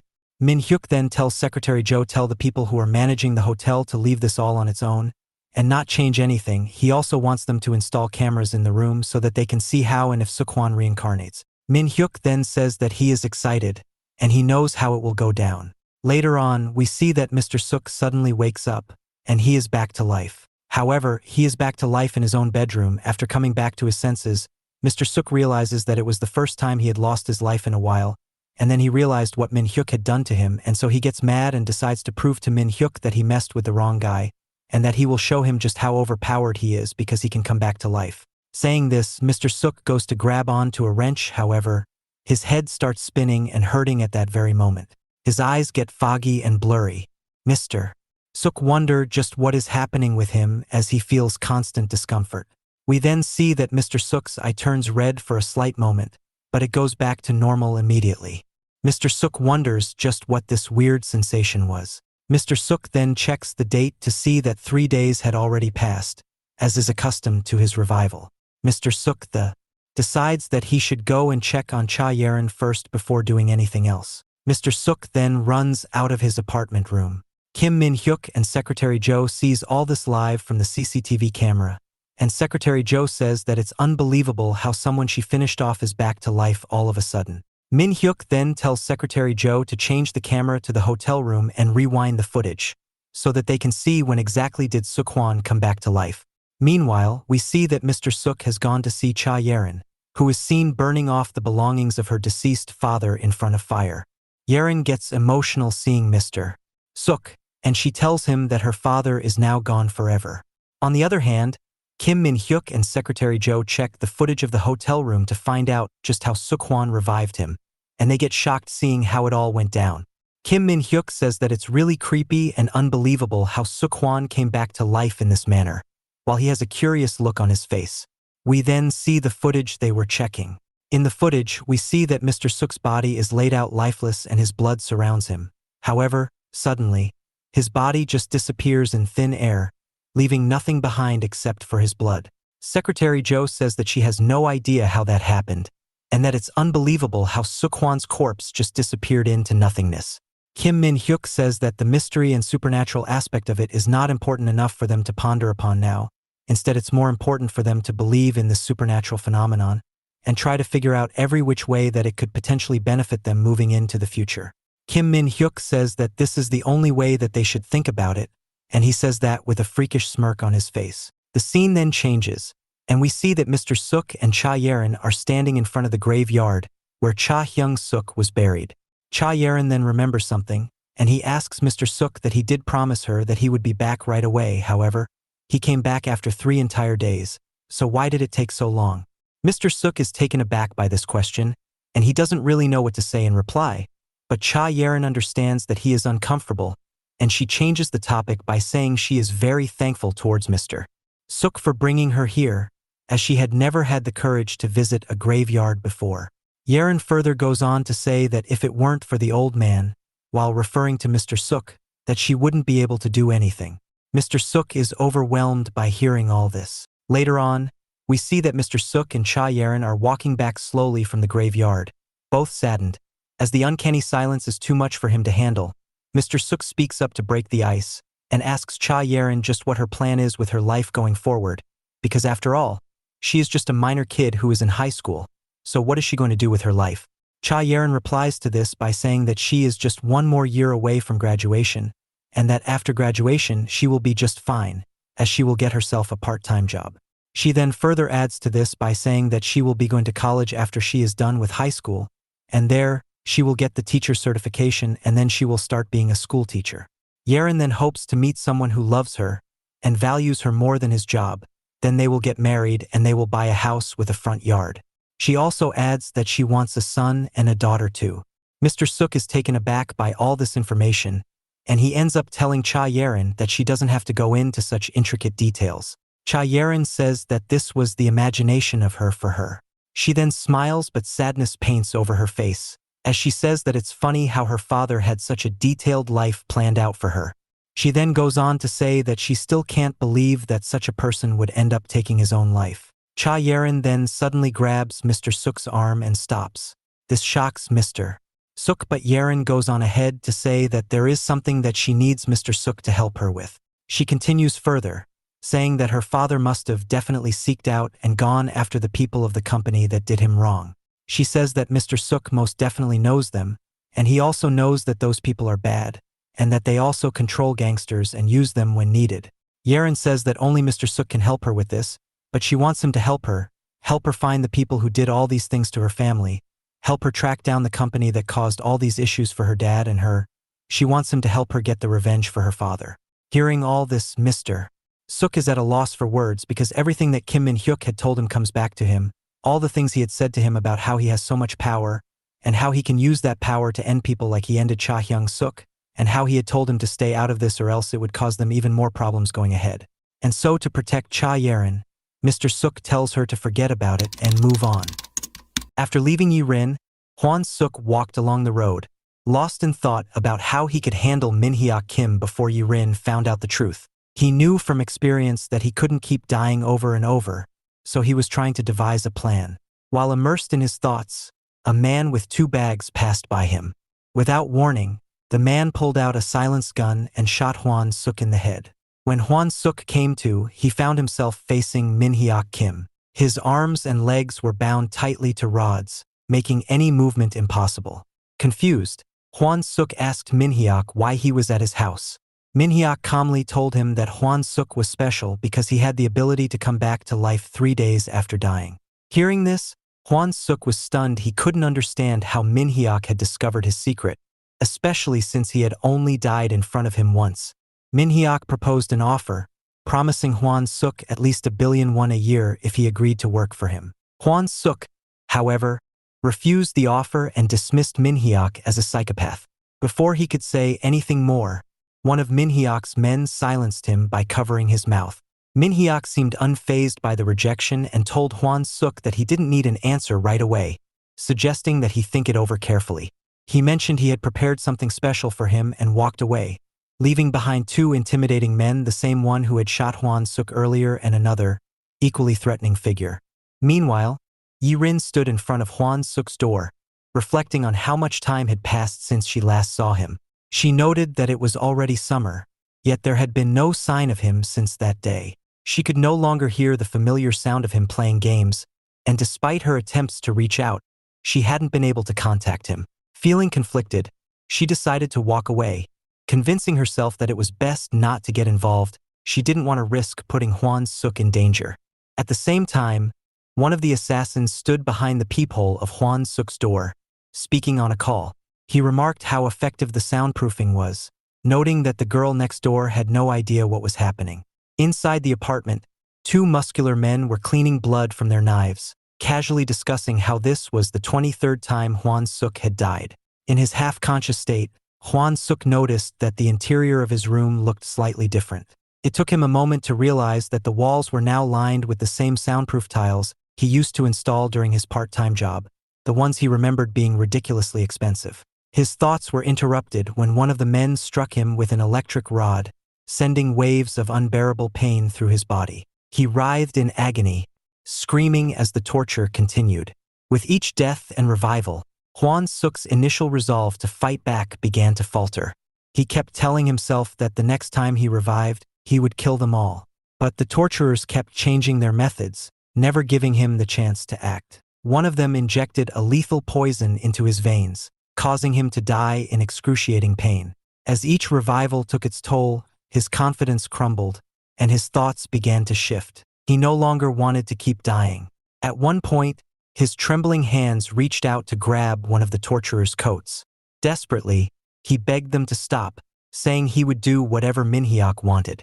He no longer cared about resistance, he only wanted the pain to end. The assassin recorded his desperate pleas, streaming them live to Minhuk, who watched it on a screen with a detached expression. Chief Cho observed Hwan-suk's broken state and remarked that, in the end, he was nothing more than an average man with an extraordinary ability. Minhuk rose from his seat and walked toward the balcony, seemingly lost in thought. When Chief Cho asked if something was bothering him, Minhuk replied that everything was unfolding as planned. However, he admitted that it would have been more entertaining if Hwan-suk had done something unexpected. With a faint smirk, Minhuk glanced up at the sky, as if anticipating a twist that had yet to come. Elsewhere, in a hospital room, a police officer entered, greeted by a waiting doctor. The doctor informed the officer that the patient had finally woken up. The detective wasted no time, ordering the officers to arrest the patient. As they cuffed him, the doctor cautioned the detective, advising that the patient needed rest since he had just regained consciousness. The detective dismissed the warning, explaining that the patient was dangerous. He had taken down an entire gang on his own. The detective insisted that they had to arrest him now, while he was still weak, or risk facing severe consequences later. Before the detective could finish speaking, a loud crack echoed through the room. The officers turned just in time to see the patient snap the metal bed rails and use them as weapons. In a sudden burst of violence, he brutally beat the detective and the officers, leaving them on the ground. The doctor, paralyzed with fear, cowered in a corner as the patient approached. Calmly, the man stripped a fallen officer of his uniform and put it on. As he adjusted the fit, he leaned toward the doctor and took the glasses from his face, placing them on his own. The patient was revealed to be the bald man. The injured detective, clutching his side, asked where the man was planning to go and if he intended to flee the country again. The bald man turned briefly, replying that he had no plans to leave. There was something he still needed to take care of here. Meanwhile, back at Hwan-suk's apartment, one of the assassins was on a call with Minhuk. He reported that Hwan-suk had just revived, though this time he was completely drained and barely able to move. It didn't seem to matter how they killed him anymore. His spirit had been thoroughly broken. The assassin gave a detailed breakdown of Hwan-suk's struggle. He explained that Hwan-suk had fought hard during the first 28 deaths. By the 30th, the pain became too much, and Hwan-suk tried to escape. From the 35th to the 39th deaths, he was exhausted and begged for mercy. From the 40th to the 45th, Hwan-suk had stopped all activity altogether, as if he had accepted his fate. Chief Cho observed his condition and noted that Hwan-suk was beginning to show signs of PTSD. She warned that if they continued, they would destroy him completely. Turning to Minhuk, she asked what he wanted to do next. The assassin, growing impatient, asked Minhuk over the phone how much longer they needed to keep this up. He complained that they had plenty of other people to kill in the world and didn't have time to waste. Minhuk, however, gave him new instructions, causing the assassin to turn to his comrades and announce that their task here was finished. Minhuk wanted them to bring Hwan-suk to him. Following orders, one of the assassins filled a syringe with a muscle relaxant. He grabbed Hwan-suk's arm, preparing to inject it. But before the needle could pierce his skin, Hwan-suk twisted the man's wrist, reversing the syringe and plunging it into the assassin's own chest. The muscle relaxant took effect immediately, leaving the man immobilized. Not wasting any time, Hwan-suk noticed the electric rod hanging from another man's jacket. He snatched the rod and swung it at the remaining muscular guard. The current surged through the man, dropping him to the floor. After neutralizing his captors, Hwan-suk quickly freed himself from his bindings.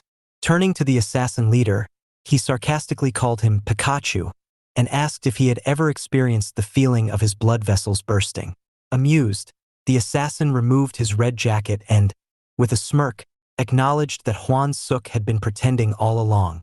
The man put on black gloves and explained that they had planned to stop the torture, sparing Hwan-suk further suffering, but now, thanks to his defiance, they had more work to do. Seeing this, Hwan-suk rolled up his sleeves and reflected briefly on how close he had come to giving up. For a fleeting moment, he had been willing to do anything to escape the pain. But as he kept dying and reviving, he realized how dangerous people like these assassins were, individuals who killed without remorse. If he allowed them to control him, he knew he would eventually become just like them. And that was something he could not accept. Minhuk watched the entire scene unfold through a live CCTV feed. When Hwan-suk raised the electric rod and pointed it toward the camera, Minhyuk's heart raced with excitement. This was exactly what he wanted to see. If Hwan-suk had surrendered completely, his ideals would have been impossible to achieve. With renewed determination, Hwan-suk charged at the assassin and tried to strike him with the electric rod.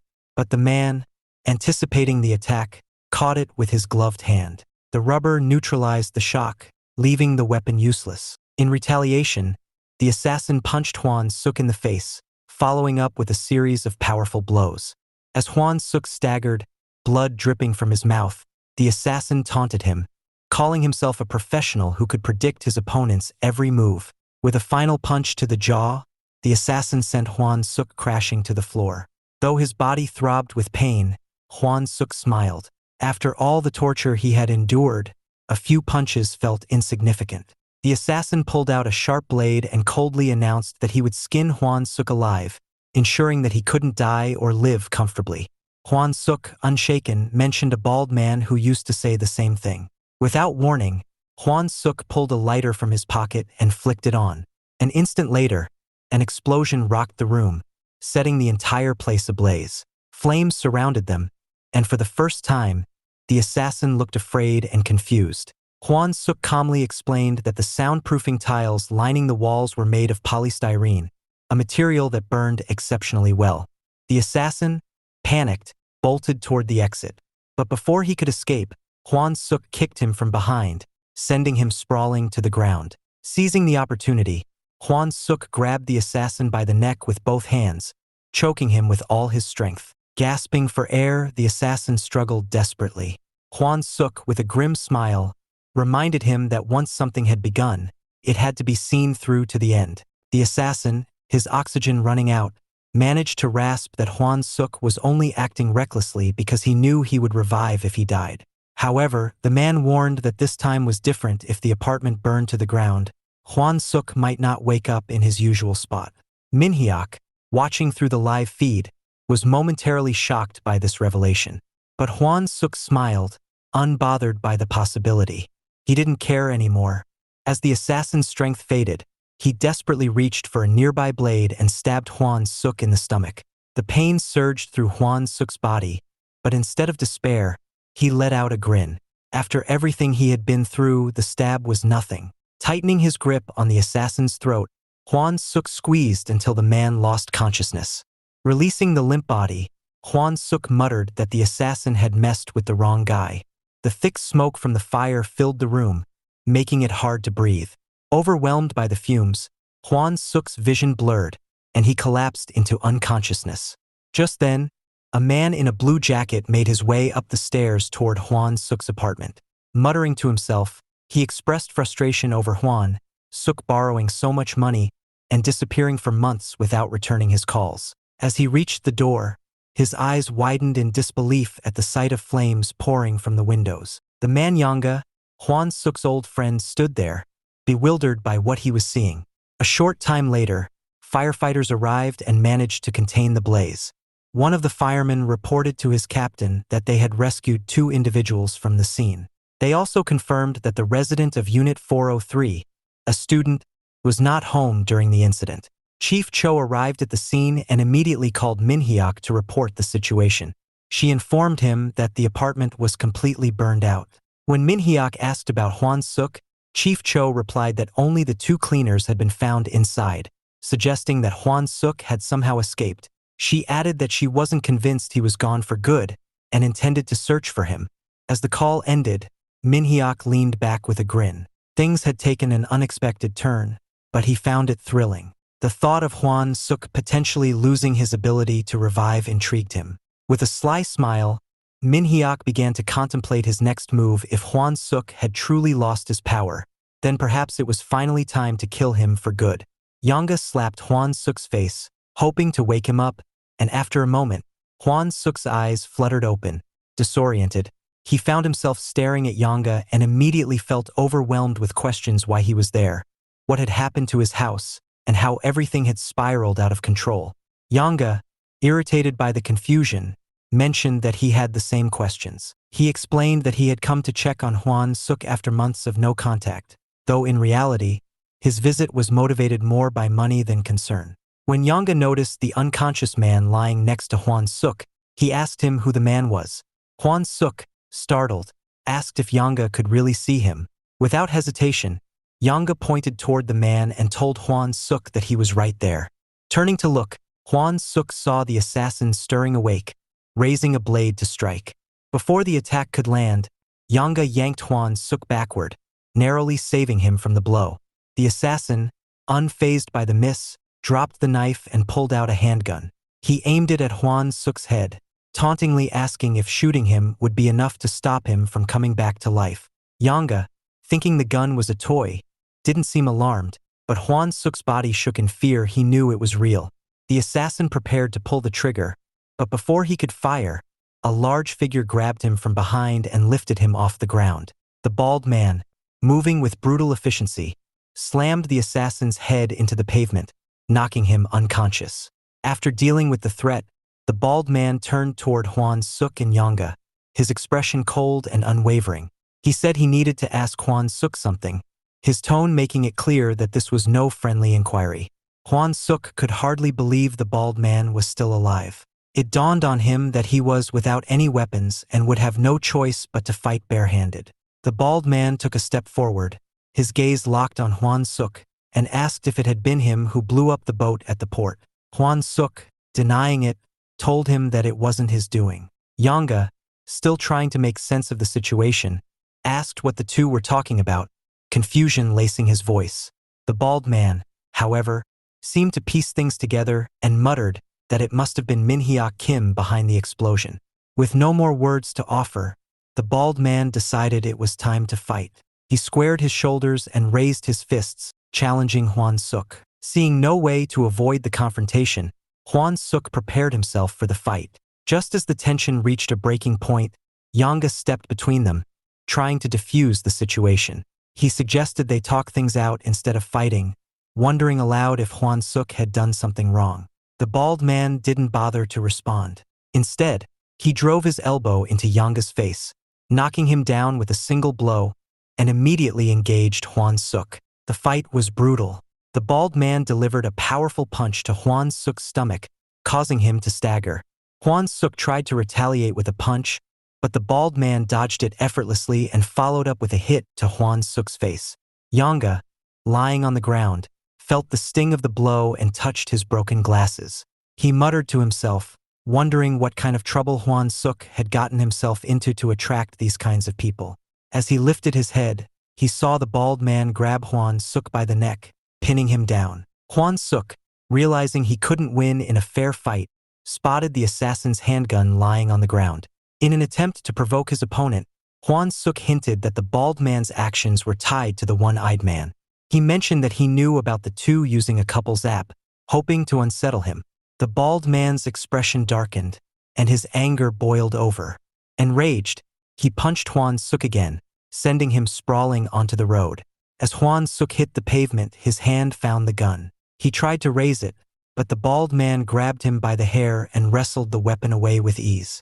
With his knee pressing into Hwan-suk's head, the bald man sneered, admitting that he couldn't believe his organization had been brought down by someone like Hwan-suk. He remarked that even killing him wouldn't matter since he would just come back to life. Instead, the bald man decided to break Hwan-suk's limbs, ensuring he wouldn't be a threat anymore. Just as the bald man was about to snap Hwan-suk's arm, Yanga intervened, telling him to stop. Yanga admitted that he didn't know what had happened between them, but whatever it was, it had gone far enough. The bald man, however, wasn't in the mood to negotiate. He aimed another punch at Yanga, but this time, Yanga dodged it with ease and retaliated with a swift kick to the bald man's head. The blow forced the man to drop to one knee, stunned by Yanga's unexpected skill. Memories flooded Hwan-suk's mind as he watched Yanga fight. Back in high school, Hwan-suk had dreamt of becoming the toughest fighter in school, but he had never been able to surpass Yanga, who was obsessed with Bruce Lee and martial arts. After one of their fights, Hwan-suk had bought Yanga cold drinks, and the two had sat together, chatting like old friends. During their conversation, Yanga had asked why Hwan-suk was so determined to become the top dog. He assumed it was to impress girls, but Hwan-suk had denied it. Yanga had pulled out his social security card and admitted that while nothing else scared him, that little plastic card terrified him. He confessed that even though people admired him for his strength, none of it would matter once they graduated. He didn't know how to handle the responsibilities of adulthood. Their unlikely friendship had grown from that conversation, but things changed when Yanga got involved in a serious fight. The consequences of that fight forced him to pay settlement money for years, dragging him into the harsh realities of adult life. Though Yanga had given up fighting, it was clear to Hwan-suk now that he hadn't lost his skills. Back in the present, the bald man spat blood onto the ground, impressed by Yanga's speed and ability. Yanga, still catching his breath, suggested they call it even, remarking that they were too old to be fighting like this. The bald man chuckled, acknowledging Yanga's skill, and promised to put in more effort this time. The bald man switched to a boxing stance, throwing rapid punches. Yanga dodged the first two attacks, but the third, a powerful uppercut, connected, sending him reeling. Despite the blow, Yanga regained his footing using his martial arts technique. In one fluid motion, Yanga leaped off a wall and delivered a reverse kick to the bald man's head, knocking him to the ground. But the fight had taken its toll. Yanga clutched his neck, wincing from the pain. He muttered that he was too old for this and told Hwan-suk that he needed to be honest about what he had done. Yanga admitted he had sworn never to fight again, but Hwan-suk had forced his hand. Before Hwan-suk could explain, he noticed the bald man rising to his feet. "Behind you," he warned Yanga. The bald man swung another punch, but before it could connect, nearby civilians began murmuring among themselves. They recognized the bald man as a wanted criminal from the news and discussed calling the police. Hearing this, the bald man gave a sly grin and told Yanga it was his lucky day. Without another word, the bald man retreated into the shadows, leaving the scene. Moments later, Yanga swayed on his feet, the pain catching up with him.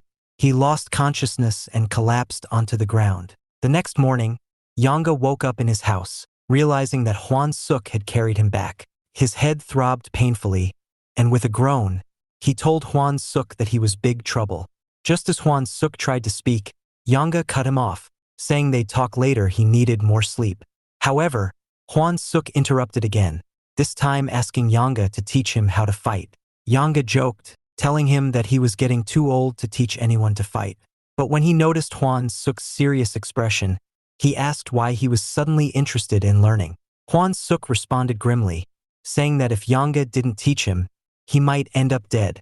Reluctantly, Hwan-suk shared a fabricated story. He claimed he'd gotten drunk, ended up in a fight, and almost killed someone. Unfortunately, that someone turned out to be a gangster. Now, the gang was demanding 100 million won in compensation. In an attempt to hide, Hwan Suk had dyed his hair red and fled to a rural area. After spending months in hiding, he thought the danger had passed, but the gang was still after him. Yanga tried to make sense of the situation, frustration building inside him. Grabbing Hwan Suk by the collar, he told him he wanted to punch him. Hwan Suk kept the truth about his powers hidden, knowing that he couldn't involve Yanga, since Yanga had only one life to lose, no matter how well he could fight. Hwan Suk also suspected that in burning down his house, he might have lost his powers too. When Yanga asked if Hwan Suk had contacted the police, Hwan Suk scoffed, saying that the situation didn't seem like something the police could fix.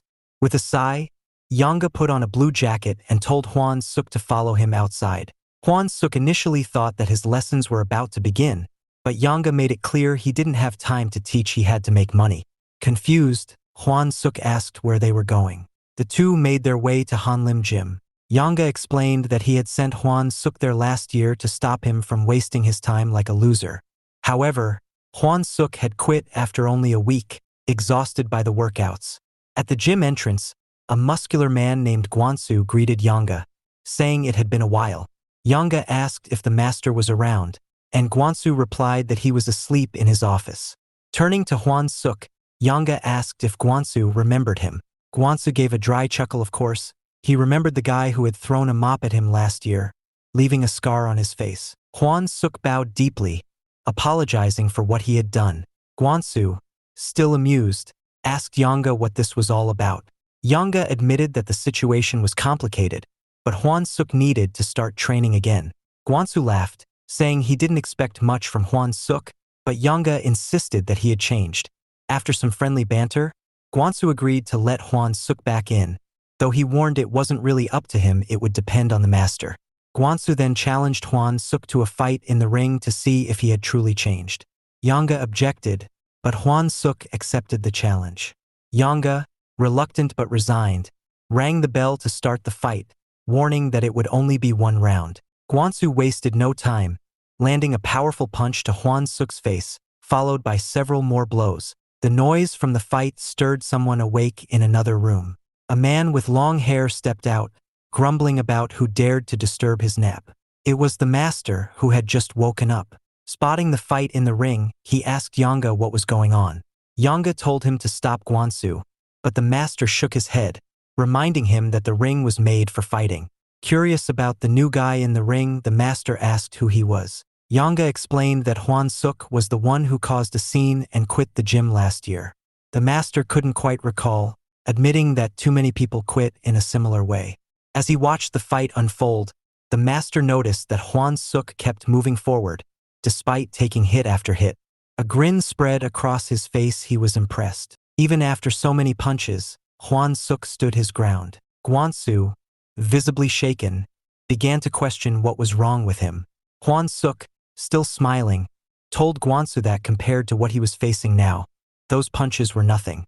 The master finally ordered them to stop, satisfied with what he had seen. He told Hwan Suk that starting tomorrow, he would need to pay 80,000 won a month and begin training seriously. In the next scene, a hiring manager from CYT Korea met with Yi Rin at a cafe. The manager reviewed the data she had sent and remarked that he understood why the media had ignored it. However, he assured her that CYT Korea was a foreign company, and no one would dare harm them so easily.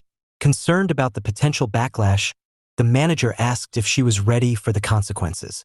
Yi Rin confidently replied that she was prepared for whatever came. The following day, Hwan Suk resumed his training at the gym, reflecting on why he had quit after just a week. He remembered how frustrating it had been, the master drunk in the middle of the day, bullies targeting him, and the worst of all, being forced to learn tap dance. After completing 15 rounds of practice, Hwan Suk sat down to rest, noticing that the master was fast asleep. Frustrated, he woke him up, announcing that he had finished. The master, unimpressed, ordered him to do 20 more rounds. Desperation creeping in, Hwan Suk asked to learn proper fighting techniques instead of tap dance. When he criticized the gym's training methods, the master grabbed a bamboo sword and hit him on the head, warning him never to drop his guard. He would have been dead if it had been a real sword. The master gave him a new rule. From now on, Hwan Suk was to walk on his tiptoes at all times, except when sleeping. Embarrassed but determined, Hwan Suk spent the next day walking on his tiptoes, struggling to maintain his balance. Passers-by stared at him, adding to his discomfort, but he kept going, knowing that this was just the beginning of his grueling journey. At Yanga's house, he told Hwan Suk to set the table since the ramen was ready. However, Hwan Suk was preoccupied with his injured legs, noticing countless scratches that stung painfully.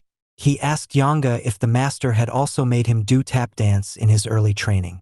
Yanga explained that all martial arts begin with mastering the tips of one's toes, adding that even Bruce Lee had devoted 90% of his training to footwork. He assured Hwan Suk that the master knew exactly what he was doing. Later that night, while both were asleep, Hwan Suk suddenly woke up, startled by the sight of someone moving near the window. He realized there wasn't much time, especially since he didn't know that the bald man and Minhuk were closing in on him. Determined to prepare, Hwan Suk began training rigorously. One day, frustrated with his progress, he decided to test his abilities by picking a fight with the master. Every time the master tried to strike, Hwan Suk dodged with ease. The master smiled, impressed, and told Hwan Suk to follow him. The master led him to the Dongwu Capitol building and mentioned that a gangster named Sinwan had once ruled the neighborhood before dying 6 months ago. When Hwan Suk asked why he was bringing this up, the master suddenly grabbed a rock and hurled it at one of the building's windows, shattering the glass. Without hesitation, the master pointed at Hwan Suk and told the gangsters inside that Hwan Suk had thrown the rock. The gang members stormed out, chasing after Hwan Suk and the master. As they ran, Hwan Suk demanded to know what the master was thinking. The master grinned, saying this was a perfect chance to apply his martial arts skills in a real-world scenario. Eventually, they found themselves trapped at a dead end, cornered by gang members wielding wooden rods. Frustrated, Hwan Suk blamed the master for leading them into a trap, complaining that the only thing he had learned so far was tap dancing. The master calmly handed something to Hwan Suk, who asked what it was. The master cryptically replied that there were many things in the world stronger than fists. Hwan Suk equipped the weapon and prepared for a fight. Swinging it with surprising skill, he managed to knock out every gangster. Staring at the weapon in disbelief, he realized how powerful it was. The master reminded him that punches and kicks were merely exercises. The most important thing in a real fight was to win, by any means necessary. In the next scene, Minhuk was shown washing his mother's legs. His mother, in her confused state, called him Dad. Wiping his hands, Minhuk asked a nearby caretaker if everything was fine. The caretaker hesitated before explaining that his mother had accidentally broken a glass in the bathroom, resulting in the bandages on her hands. Minhyuk's expression darkened. Without warning, he grabbed the caretaker by the neck, demanding that she never take her eyes off his mother again. Terrified, his mother trembled at the sight of his anger. Realizing what he had done, Minhuk abruptly released his grip, falling to his knees as his heart rate spiked. Fumbling, he took some pills, calming himself as his heartbeat returned to normal.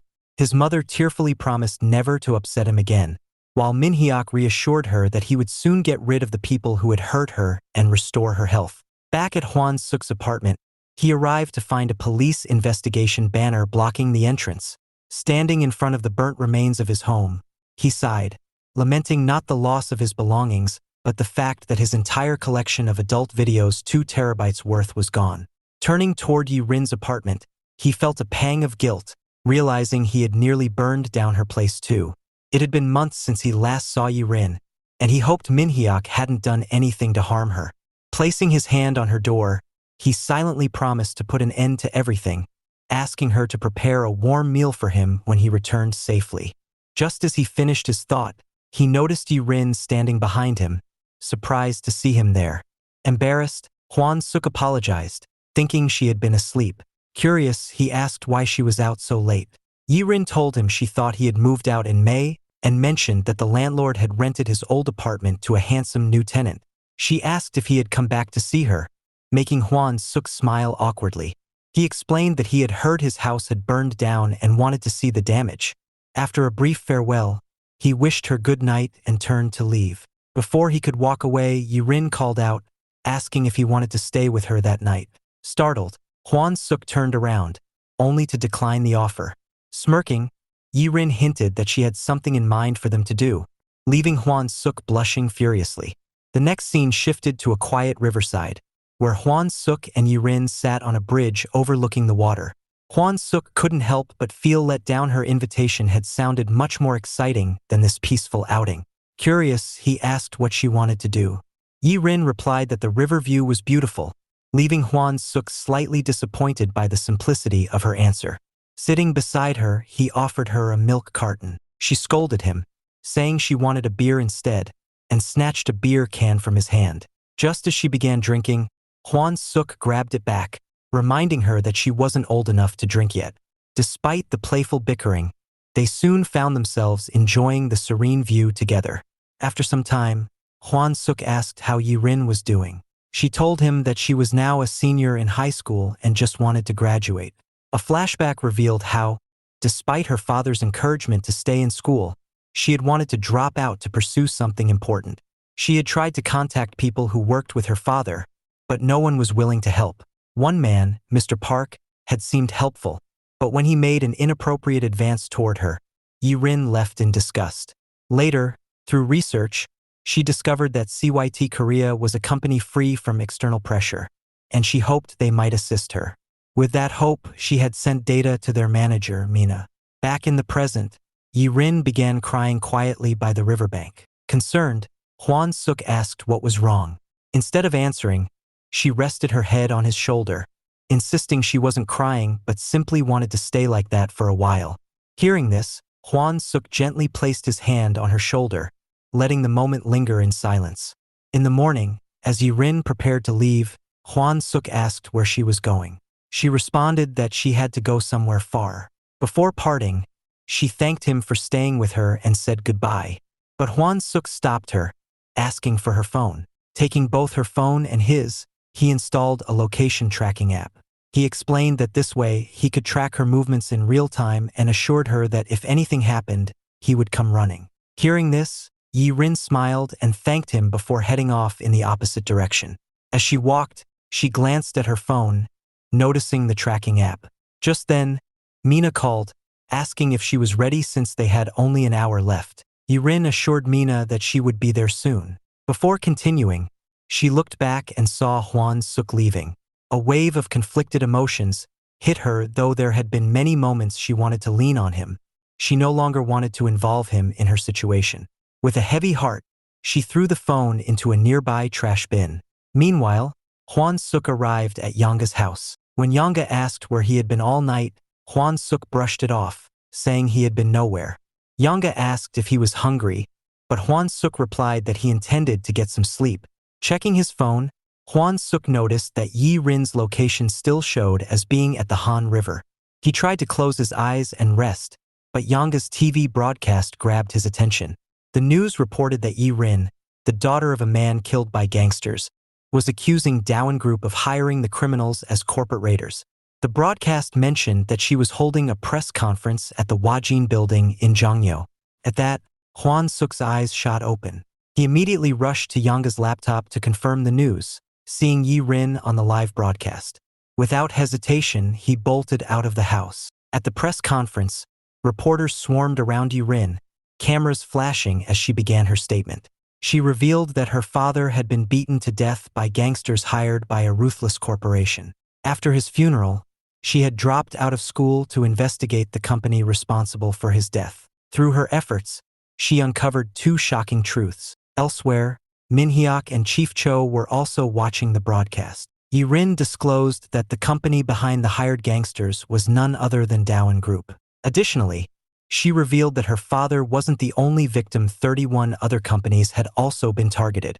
When a reporter asked if she had evidence, Yi-rin held up a USB drive, explaining that it contained Dowan Group's secret financial plans. Her father had tried to expose these plans just a week before he was killed. She further explained that the USB included detailed records of Minhuk's direct involvement with the hired criminals. She announced that these files would be submitted to the police as evidence. Chief Cho, watching nervously, confessed to Minhuk that she believed the files had been destroyed. Minhuk, however, remained composed, stating that the real issue wasn't that the files existed, it was that they had become public. He warned that if the files were authentic, this was only the beginning of their problems. During the press conference, Yi-rin directed a message at Minhyuk, reminding him of his words at her father's funeral that victims should be compensated and perpetrators punished. With unwavering resolve, she vowed to ensure that Minhyuk would face the consequences of his actions. Then, with finality, she tore apart a check he had once given her, symbolically severing any ties. Hwan-suk arrived at the press conference shortly after it ended, only to find the hall empty, with reporters and attendees already gone. Meanwhile, Minhyuk discussed damage control with Chief Cho. He instructed her to contact Editor Park from Silla Daily and arrange a dinner with Prosecutor Choi from the Seoul Public Prosecutor's Office. He also emphasized the need to find Yi-rin quickly. However, their conversation was interrupted by a secured VIP phone line ringing. When Minhyuk answered the call, a man on the other end, casually smoking a cigar, asked what was going on. Minhyuk assured him that he would handle the situation. The man, clearly unhappy, informed Minhyuk that he was heading over and demanded to receive a report in person. Minhyuk understood that the caller was his boss, Mr. Park. A large crowd of reporters gathered outside the Dowan Group building, bombarding the bodyguards with questions. Inside, Minhyuk's boss, Mr. Park, sat in his office, remarking that it had been a while since reporters swarmed their company. Suddenly, in a fit of rage, he swung a golf club and struck Minhyuk in the face, causing blood to spill from his mouth. Despite the pain, Minhyuk bent to his knees, yet Mr. Park continued to assault him, delivering a brutal kick to his chest. He confronted Minhyuk, demanding to know why he had attended Hwan-suk's funeral. As the beating continued, Minhyuk felt his heart rate spike, indicating rising panic. Mr. Park taunted him, calling him weak, and raised the club again. Just then, Chief Cho entered, standing protectively close to Minhyuk, which made Mr. Park halt his attack. Chief Cho admonished Mr. Park, stating that he was taking things too far. Minhyuk managed to stand, declaring that he would take full responsibility for the situation and would ensure no further damage was done to Dowan Group. Mr. Park, wiping blood from his golf club, retorted that he had dispatched his best men immediately after hearing the news, insisting that Yi-rin should pay for her actions. Minhyuk opposed this idea, cautioning that if anything happened to her, the police would suspect them. Mr. Park dismissively replied that it was only Minhyuk they would suspect. He pulled out a cigar, explaining that losses were inevitable in such situations, but as long as only Minhyuk's name was mentioned in the news, he would be safe. Mr. Park insisted that Minhyuk should take the blame entirely and suggested that once Yi-rin was dead, he should turn himself in, assuring him that he would assign one of his best lawyers to the case. After the confrontation, Minhyuk and Chief Cho left Mr. Park's office. Concerned, Chief Cho asked if Minhyuk was all right. She reminded him that Mr. Park couldn't behave this way because Minhyuk had developed the operational plan for the secret fund. Without Minhyuk's plan, Mr. Park would never have won the presidency in last year's election. Minhyuk acknowledged this, saying that once the hunt was over, the hunting dog was often killed and consumed. He knew that this day would eventually come. As they approached the elevator, Chief Cho suggested he go to the hospital, but Minhyuk insisted he didn't have time and needed to find Yi-rin before the president did. Just then, security guards reported to their boss that one reporter had infiltrated the building, but that they had failed to locate him. Chief Cho approached, and the head of security briefed her on the situation. Minhyuk instructed them to disregard the matter, claiming he had more pressing issues to handle. As the elevator doors opened, Hwan-suk appeared behind Minhyuk inside the lift. The security team identified him as the infiltrator. Without hesitation, Hwan-suk used a weapon given to him by a mentor to grab Minhyuk by the neck and pull him into the elevator.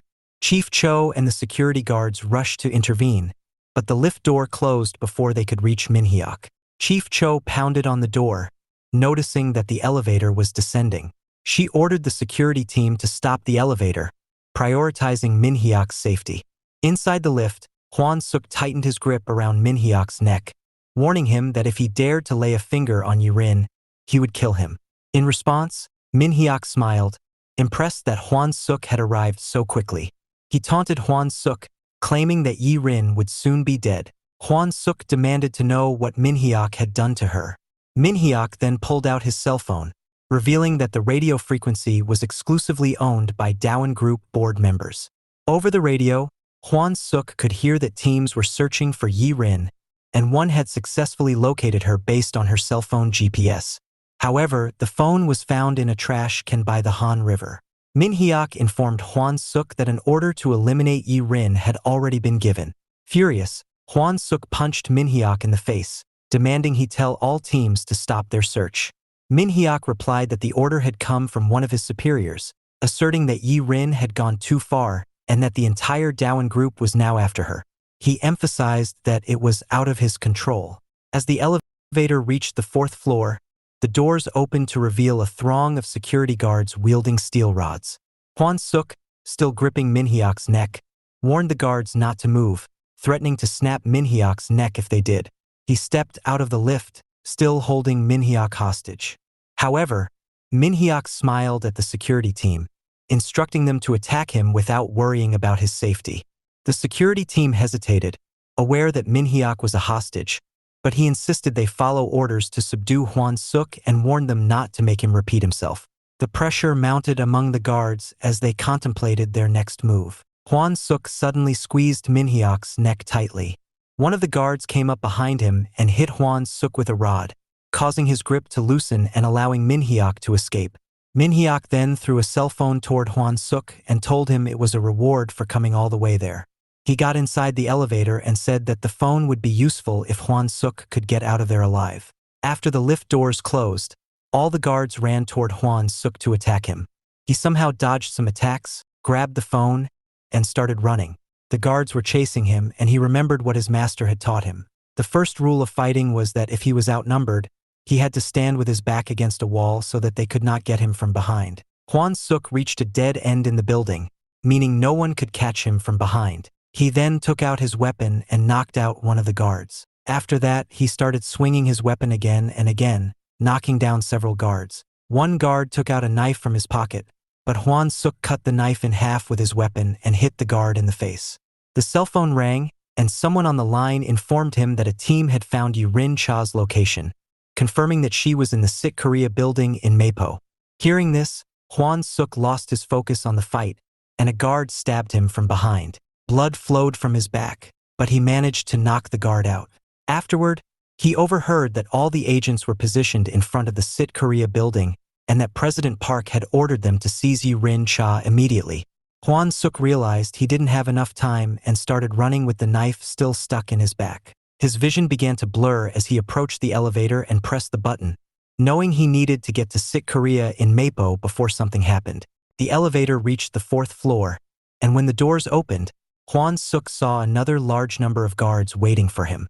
He jumped out the 4th floor window, grabbing a streetlight pole to safely descend. As he landed, he spotted a taxi nearby and urgently asked the driver if he could drive him to Sit Korea in Mapo. The driver was shocked and asked if Hwan Suk was a superhero. Hwan Suk promised to pay double, prompting the driver to open the taxi door respectfully. He then started the taxi and drove towards Sit Korea. Meanwhile, Minhyuk was watching the taxi as Hwan Suk escaped. Chief Cho expressed her relief that he was okay and informed him that President Park's agents had gathered at the girl's location. On the other side, the taxi was stuck in traffic. Inside the taxi, Hwan Suk pulled the knife out of his back and told the driver to go faster, but the driver replied that they were in a traffic jam. The driver asked Hwan Suk what he was doing and why he had come back from the sky, commenting that he had never seen anyone like him. The driver assumed that Hwan Suk was some kind of secret agent. He glanced back and noticed the significant amount of blood in his taxi, causing him to panic and suggest that they go to the police station. However, Hwan Suk insisted they had to go to Sit Korea and could not be late. At the Dowan office, Chief Cho told Minhyuk that it was too late. President Park's agents were elite and never made mistakes. She was sure that Yi Rin Cha was already dead. In the taxi, Hwan Suk lost consciousness, and the driver tried to wake him up. Hwan Suk briefly thought he was dead, but suddenly opened his eyes to find himself in someone's room, surrounded by bandages. He checked the bandages and reassured himself that he was not dead yet. Looking around, he saw a bra, panties, and various makeup items, realizing it was a girl's room. He wondered where he was when he heard the sound of a shower running and thought someone was there. A woman stepped out of the bathroom wearing glasses and approached Hwan Suk. She was Mina, the sit manager. She expressed her relief that he was okay, mentioning that she had been worried when Hwan Suk started breathing so hard. She came closer to him on the bed, touched his wound, and checked it, noting that the bleeding had stopped, so she assumed he had done a good job. Hwan Suk thanked her and tried to get out of bed, but she grabbed his hand and told him that Yirin was safe. Mina and Hwan Suk then sat in a car and drove somewhere. Mina mentioned that Yirin had told her a lot about him and that she had no idea it was Hwan Suk who fought the gangsters to save her. Mina noticed that the reason Hwan Suk had refused the job offer was because of Yirin, and she found that pretty cool, possibly developing a crush on him. Hwan Suk said he needed to ask her something, but Mina introduced herself first, and then Hwan Suk asked her why she was helping Yirin. On the other side, at the Dowan building, Minhyuk entered Mr. Park's office to discuss the interference from Sit regarding the execution of Yirin. Mr. Park grew angry and asked Minhyuk why Sit had hired so many people to protect the girl. Minhyuk informed him that Sit was a French company operating the third largest online platform after Korea's two largest companies, and was among the top 10 global companies. He explained that their involvement could lead to an international dispute and harm the Dowan Group. Hearing this, Mr. Park slammed his fist on the table angrily and asked what was so special about that girl. Minhyuk responded with a slight smile. On the other side, Mina and Minhyuk arrived at the Sit company. Mina told him that she met Yirin a month ago and wanted to stop her because her plans seemed so dangerous. However, when they met at a cafe, Yirin explained that she just wanted to get revenge for what they did to her father. After receiving the files, Yirin no longer felt like taking revenge. She was shocked to learn how many people had been sacrificed like her family. She feared that if she disclosed this to the public, she might be killed like her father. If she didn't come forward with the truth, there would be even more victims like her family. While talking, they reached the front of the seminar room. Mina remarked that Yirin was such a strong child. Even then, she was fighting for everyone. Hwan Suk saw Yirin through the seminar hall's glass, surrounded by other victims, discussing something. Mina then tried to open the door, but Hwan Suk grabbed her hand and stopped her, saying it was okay. He didn't want to interrupt and just needed to ensure she was safe. Minhyuk warned her that Yirin and Mina were being too naive about the Dowan Group, which was much more dangerous than they thought. In Mr. Park's office, Minhyuk assured him not to worry. Sit may be a big company, but they were on their home ground now. He requested Mr. Park to let him handle the matter, as he was the only one who knew how to deal with that kind of situation. Minhyuk warned that if Mr. Park abandoned him now, he wouldn't be safe either. Mr. Park was shocked by Minhyuk's behavior. Minhyuk then bowed and asked for leave. Afterward, Minhyuk and Chief Cho exited the office, and Chief Cho smiled, telling him that the tables had turned. Mr. Park wouldn't be able to touch Minhyuk for a while. However, the situation hadn't changed. Since they were dealing with a foreign company, there was a limit to how much they could affect them. Chief Cho thought they should deal with the media first. Minhyuk asked her if she knew why he had just let Mr. Park beat him with a golf club that time. He then smiled and told her that everything about the Dowan Group was outdated. He ordered Chief Cho to contact the Russian Mafia they had talked with last year and tell them to come to Korea. There was going to be a bloodbath. In the next scene, we see some muscular men in black suits with similar hairstyles arriving at the airport. They are the Russian Mafia. Meanwhile, at the Sit Korea building, Mina told Minhyuk that she knew they were dangerous and that he was worried about her. But realistically, it was impossible for them to even lay a finger on Yirin. Dowan understood what it meant to hurt Yirin when all of the media was paying too much attention. Also, the Sit security team was protecting Yirin 24/7 in case anyone tried to harm her. Hearing this, Minhyuk told her to take care of herself, then walked toward the exit. From behind, Mina asked him why he didn't stay there with her if he was so worried about her. But Minhyuk told Mina not to tell Yirin that he was there. He said he was going to do something that only he could do. At a bar, Minhyuk held a meeting with the Russian Mafia. After discussing the situation, the Mafia left, and Chief Cho asked Minhyuk what he had discussed with them. At the Sit company, Mina told Yirin she was going home, wishing her good night. She suggested that Yi-rin not go outside and to tell the security team if she needed anything. But upon hearing this, Yi-rin's face became dull, and she looked sad. Mina noticed that Yi-rin might feel trapped, but it was for her own safety. Yi-rin expressed her gratitude for everything Mina had done, including reporting her case to the media and ensuring her safety. Mina came closer to Yi-rin, squeezed her chin, and told her not to try to act like an adult. After that, Mina walked outside and told Yi-rin to go to bed before leaving. Yi-rin lay in bed, thinking about Hwan Suk and how she could meet some good people whom she could trust. Suddenly, a cell phone rang in the room. It was a call from a victim group. Yi-rin answered, and a lady asked her if she was okay because a lady from the victim group had come to her home, and the building was on fire. It wasn't her house, but the entire building was burning. The lady explained that she felt something was wrong, so she had been trying to call the other victims but couldn't reach some of them. There had been several accidents that day. A bus crash in Misandong resulted in 5 deaths and 13 injuries.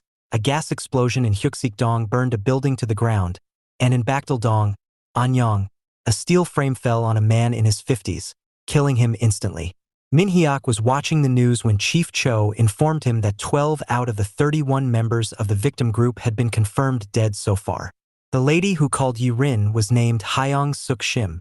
Minhyuk remarked that Chief Cho had left her alive since she seemed to be the most fragile one. He ordered Chief Cho to send an intermediary payment to the Red Mafia.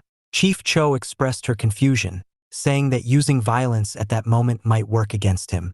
Minhyuk smiled and told her that they were very good at covering their tracks, and that there wouldn't be any evidence left. He then sat up from his chair and told Chief Cho to go home. Seeing this, Chief Cho thought she really didn't understand his actions these days. Upon hearing the news, Mina walked to the parking area, sat in her car, and called Yi-rin to warn her that something was happening and that she would come to her right away.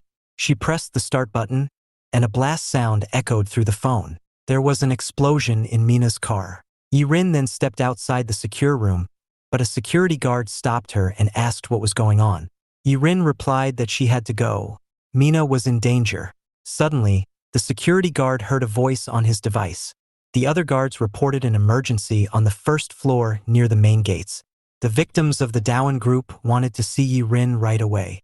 A crowd of victims gathered in front of Yi-rin, and one of them told her that there were 31 of them, and 12 had suffered accidents. This man walked toward Yi-rin and accused her, saying they could have avoided dying if she hadn't started all that.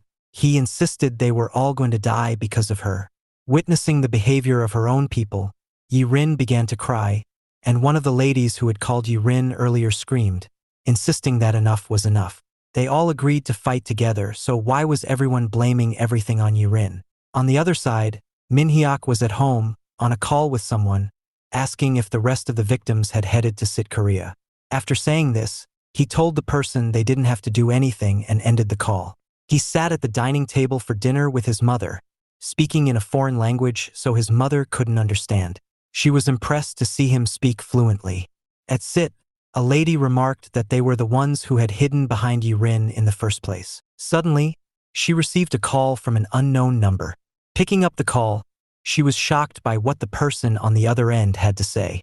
After hanging up, she announced that the call had come from Managing Director Minhyuk Kim of the Dowan Group. He was willing to pay them settlement money if they stopped now.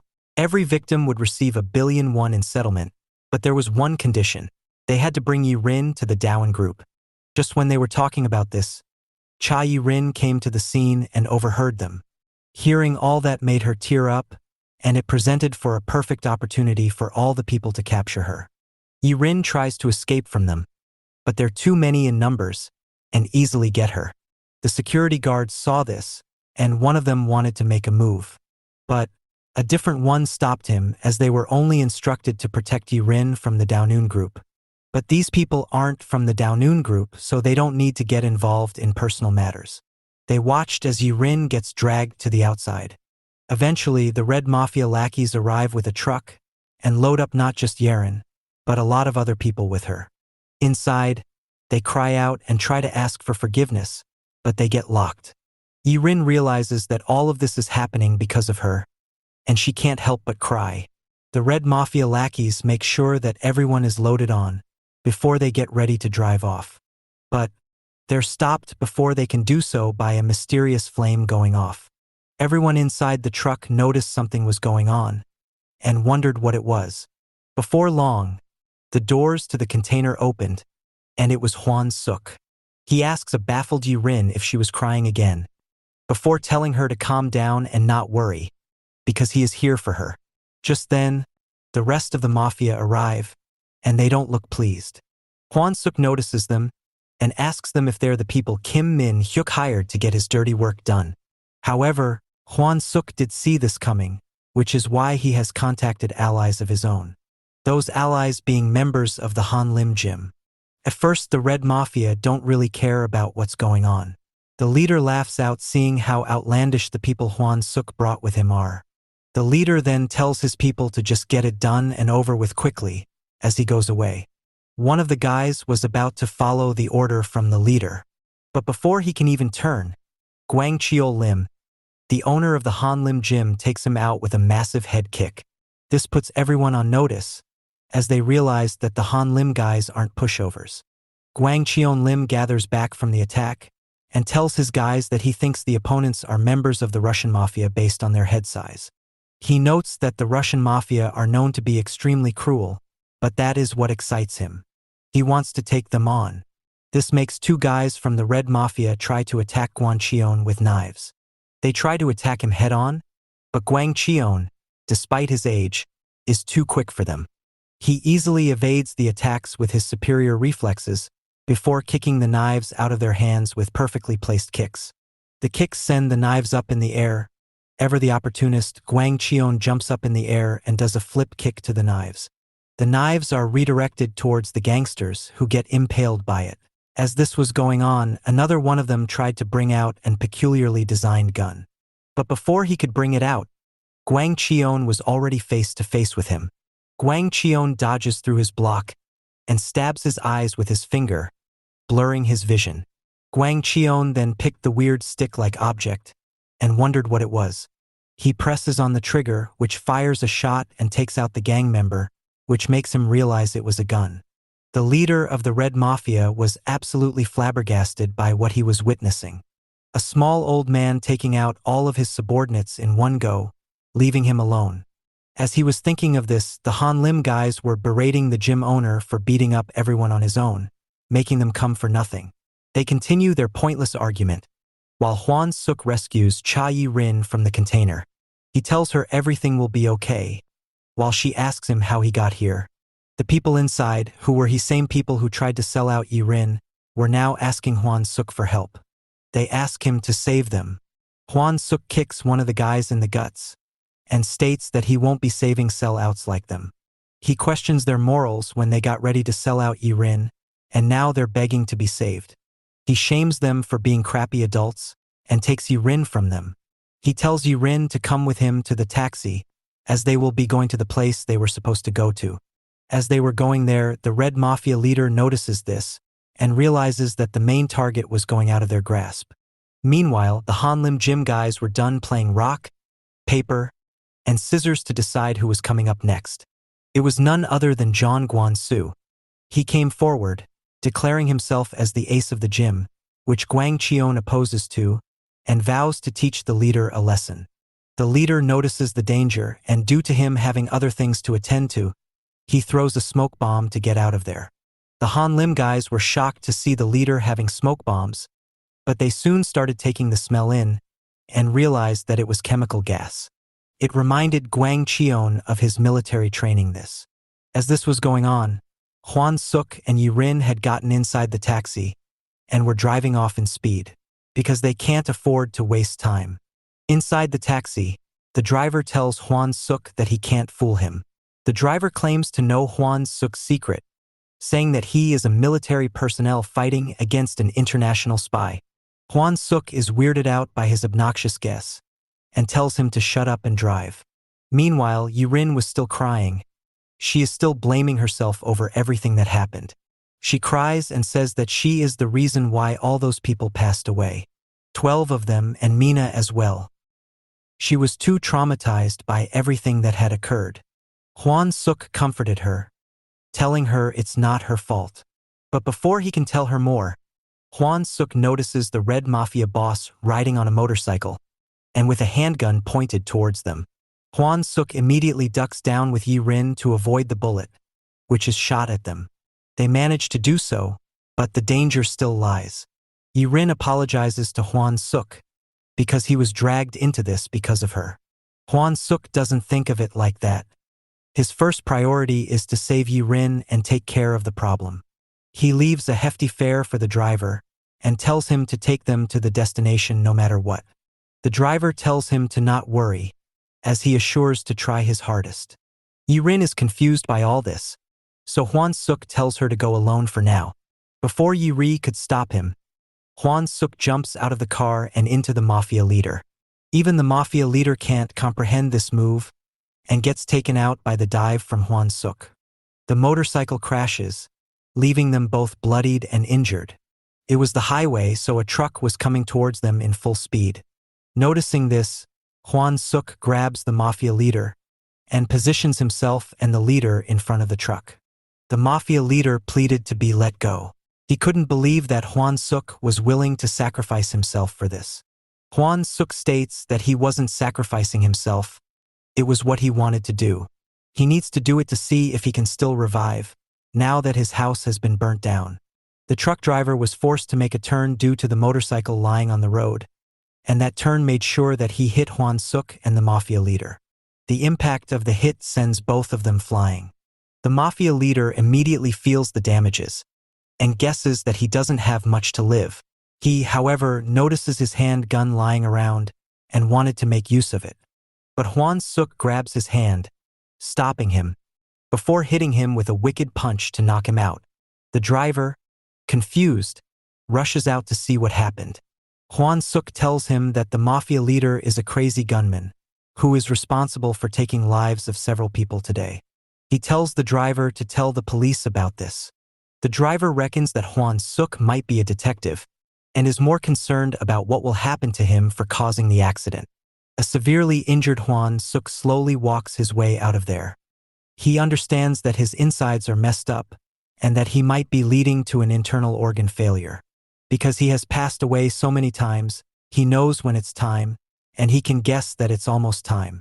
He had to go through this because he needs to know if he can revive again normally. However, he doesn't want to pass away in his current position, where his body will be easily discovered. Because he knows that Yi Rin is suffering from depression, thinking of herself as the culprit behind all this, so he can't put more pressure on her. Meanwhile, Yi Rin arrives at the place where she needed to come. She makes her way to the room, and inside there, she is shocked to see Mina. She immediately hugs her, and is relieved to see that Mina is still alive. Mina reciprocates the feeling. Yi Rin tells her that it's all her fault, to which an emotional Mina says that it's not, and that she should not beat herself over it. The scene changes back to Hwan Suk, who had crawled under a manhole by now. He reckons it is a nice place to pass away at, because here, his body won't be discovered, and will probably disappear safely in 3 days. During his final moments, he receives a message on his phone saying he did a nice job. He recalls how Minhuk told him that he prepared a good gift for him, and Hwan Suk agreed, stating that he used it really well. It was a two-way radio, the phone, and he was talking to Minhuk. Suk Hwan recalls how he couldn't understand what the Russians were saying, but he understood the main point. That is how he was able to save Song Mina from losing her life. However, one thing he didn't understand back then was that why would a smart person like Minhuk give him a two-way radio? But now he understands. It is because Minhuk wanted to use Suk Hwan to take out the Russian mafias, who no longer were useful to him. Minhuk smiles and confirms the guess, all while praising Suk Hwan for getting smarter. Suk Hwan replies saying that he will no longer be manipulated like that. When he revives, he will take out Minhuk and the entire Daonoon group out by himself. Minhuk questions Suk Hwan by asking him how he is so sure that he will revive. After all, the place he will revive in no longer exists. Suk Hwan yells at him, adding that he will revive when he wants to revive. He promises to see Minhuk in 3 days' time, and eventually passes away. After he passes away, Minhuk states that Suk Hwan will definitely revive. But he doesn't know the secret of reviving. He doesn't know what he is losing every time he revives. Suk-hwan, while passing away, expresses the feeling that he still feels worried about passing away. It's because he can never be sure if he will even revive. It makes him feel so lonely, lost in the dark. On the news, it was being reported that there was a shooting incident in the city. CCTV camera footage of the incident was shown, where a man riding on a bike was shooting at a taxi. It looked like a scene from a movie. Later on, the attacker was subdued by the truck driver, who claimed to have done it purposefully as a responsible citizen. Later, the police investigated the foreigner gunman and found out that he is a member of the Russian Mafia. The prime target for them was Cha Yi-rin, who, in a massive press conference not long ago, exposed the misdeeds of the Daonoon group. 12 people allegedly related to the Daonoon group also lost their lives recently. So speculation is being made whether or not it was the organization who had orchestrated this. As this news went viral, the chairman of the Daonoon group was livid. He went off on director Kim Minhuk, saying that when he suggested taking out the victims, Minhuk said it would put them under suspicion. However, what Minhuk did has brought much more ire towards the company. Now they're being investigated by the police. Minhuk seems unbothered by all of this. Instead of talking about the topic in hand, he instead mentions how when he first began working, he was greatly helped by the chairman. He was an assistant to the chairman who himself was a director back then. He learned a lot from him and is grateful for that. The director says he doesn't want to hear all this emotional crap, because it has nothing to do with the situation at hand. However, Minhuk goes on about how he was the one who pushed for him to become the chairman. And he did it because he knows that if weak people acquire the higher spots, they'll be easier to get rid of. This infuriates the chairman, who directly goes to throw a punch to Minhuk for downplaying him. But before the fight could turn physical, they were interrupted. And they were interrupted by the police. The police came to the place and told the chairman, Park Tae-jun, that he was being put under arrest for bribery, embezzlement, and most importantly, plotting to take the lives of people. This has Park Tae-jun stunned. He couldn't believe that he was being arrested. He understood that this was all a part of the Kim Minhuk conspiracy. He yelled his name out while being taken. Later on the news, it was reported that the chairman was arrested for many charges, one of them being plotting to take one's life. Kim Minhuk, the director, had tipped off the police about this, as he didn't want this to happen. Despite being hurt, he also sent a special video clip as proof to the TV channel. The clip shows an injured Minhuk being told by Park Tae-jun about how he wants to take the lives of the victims, mainly Cha Yi-rin. Despite being hurt, Minhuk was pleading to the chairman to not go through with this, because he worried for the future of Cha Yi-rin, who is just a minor schoolgirl. Despite that, Park Tae-jun was adamant and went through with it. Minhuk himself addressed the media through a press conference, where he stated that he is ashamed of what the chairman was doing. The company doesn't stand for that and will compensate the victims as much as they can. This makes one of the journalists ask Minhuk if accepting the plotting part means that he also acknowledges the document forgery claims. Minhuk says that he doesn't want to say anything as the situation is being investigated, and he is one of the people on the accused side. However, he says that he is going to embrace the decision made by the prosecution. The news also highlighted this, saying that the organization was being accused of making false documents to mess with the stock prices of the company. The news also showcased Ms. Shin, who is one of the victims of the Daonoon group. Shin had gotten closer to Cha Yi-rin to get attention to present her side, as Yi-rin was in the spotlight back then. Shin was asked about her opinion on the situation, to which she proceeded to lie about Yi-rin, pointing at her being the one making false documents, and said that she is saddened by how many people have lost their lives. Yi-rin and Song-mina were also watching the news. Yi-rin saw the lady and recognized as one of the women who she had seen earlier. She later understood that it was Shin Hyung-suk, which shocked her. Meanwhile, Cho Shi-ho comes to Minhuk and told him that she had given Shin Hyung-suk $1 million as was told by him. She also informed him about the prosecution dropping the investigation against them and that all things were going according to plan. Minhuk smirked as the secretary asked just when did it all start going according to Minhuk's plan. She questions how such an important document of the company could be leaked so easily to prove the charges. Unless, of course, Minhuk himself leaked the document to Cha Yi-rin. It is then revealed that Minhuk was the one who planned this through. Minhuk made Shin Hyung-suk send the message to Cha Yi-rin. He also told Shin Hyung-suk to deliver the USB drive to Yi-rin. If she manages to do it, Minhuk promises to give Shin Hyung-suk and her family $1 million. This is what ended up happening, and how Minhuk used Cha Yi-rin to his advantage. Now there's only one thing left for him to do, and that is to take care of Suk-hwan. Following that, the scene changes to Suk-hwan, who finally came back to life again. He was relieved to know he was revived, but wondered just where he would revive into, as his house is burnt. It is only then that Suk-hwan sees that he is revived, and is lying in bed with Song-mina. Meanwhile, at the Yokohama fort in Japan, a man was seen getting ready to execute a few people he captured. Before that, he gets a call which informs him about the stuff that took place in Korea. How Kim Minhuk ratted out Chairman Park Tae-joon and got him arrested. The man refuses to believe this, saying that there is no way Kim Minhuk would do that. After all, he was the one who actively lobbied for Tae-joon to get the chairman spot in the first place. The person on the phone tells him to check the news, and only after that does he understand what actually happened. This makes the guy laugh out loud, as he can't believe that it happened for real. He tells the two people he was supposed to execute that they're lucky that he is in a good mood. This makes them wonder if the guy was going to spare them. However, the guy reveals his real intention. He originally intended to take their life by stabbing them, but now he wants to give them a more peaceful experience. So he brings out his gun and shoots both of the guys.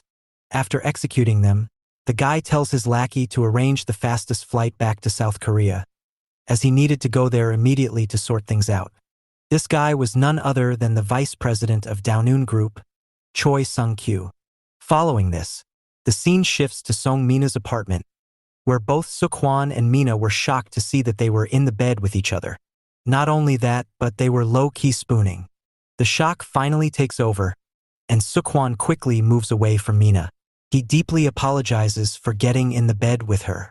He also mistakenly revealed that it wasn't his fault, and that he had no clue where he would revive. Mina catches this, and says that she saw Suk-hwan coming into existence out of nowhere.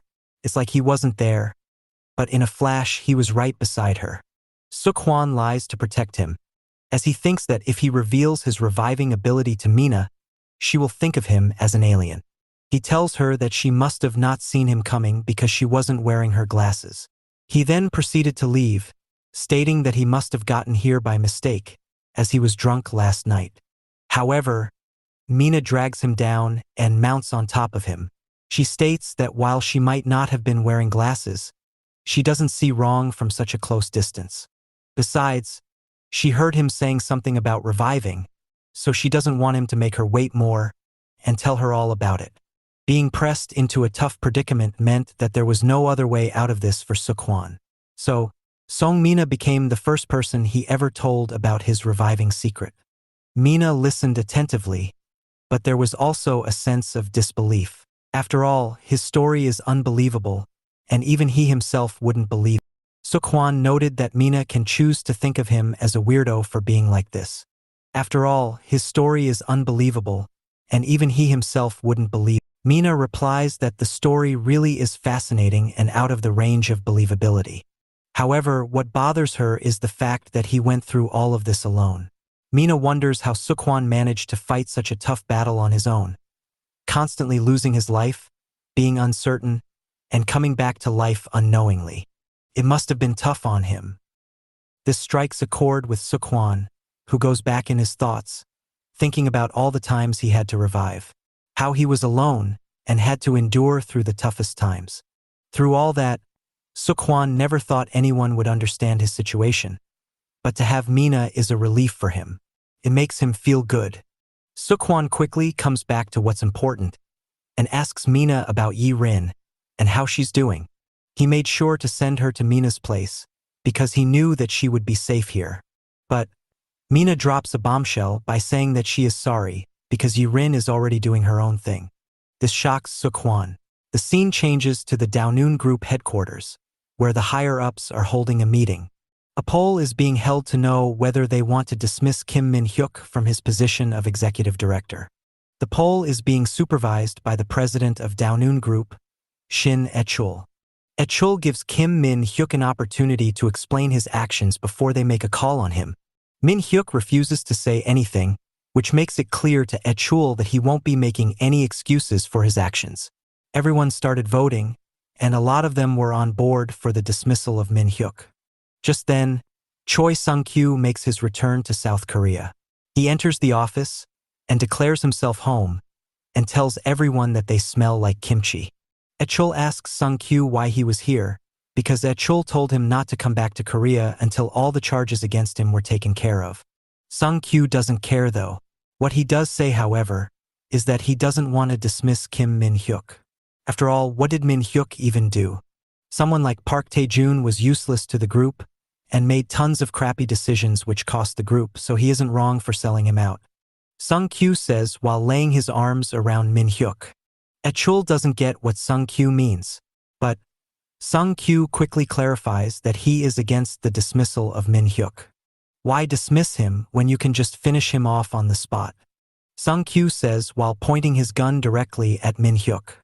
Minhuk finally speaks up, telling Sung-kyu that he previously had advised Sung-kyu to stop acting like a gangster, because he is a representative of the Downun Group. This makes Sung-kyu scoff, as he reminds Minhuk that he is a gangster. The nation's gangs were unified by Cho Do-woon, who later formed this company. So, even though he might be the vice president of the company now, all of them are still gangsters by nature. Unlike Minhuk, who is a nobody.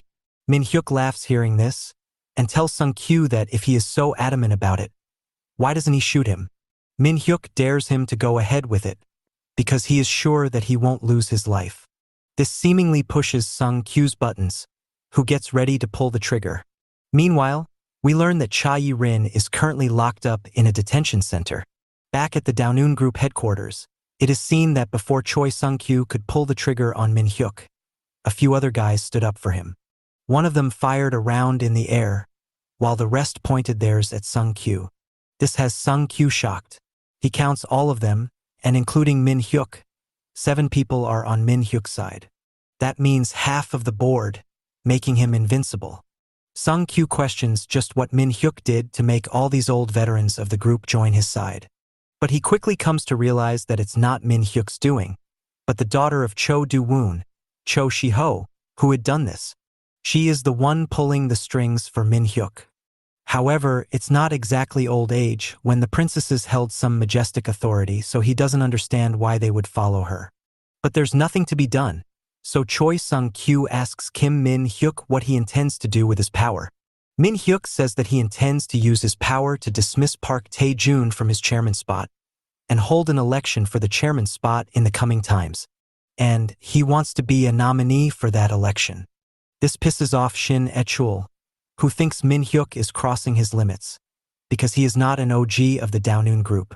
However, Sung-kyu agrees with letting him run, but he also wants to run in the election as well. Sung-kyu is sure that he will win, and with how elections are operated in the Downun Group, he warns Minhuk, because after Sung-kyu wins, he will wipe out Minhuk from existence.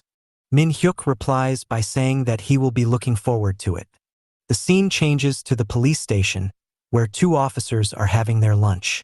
Suk-hwan arrives there to meet Cha Yi-rin, despite Song-mina trying her best to stop him. Yi-rin sees him, and is surprised that he is fine, because she thought something went wrong with him. However, Suk-hwan said that he is okay, and wanted to take her out of there as quickly as possible. The detective objected, and confronted Suk-hwan. Initially, Suk-hwan was nice to the detective, and tells him that he will be taking Yi-rin as he is her guardian. The detective opposes that, saying Yi-rin is being held there for a reason. She is being detained for being involved in the false documentary case of the Downun Group. Suk-hwan tells him that it's a false accusation that is being made so that they can put all the blame on Yi-rin and get away safely. However, the detective thinks Suk-hwan should shut up, as he isn't the law, nor is he the one investigating it.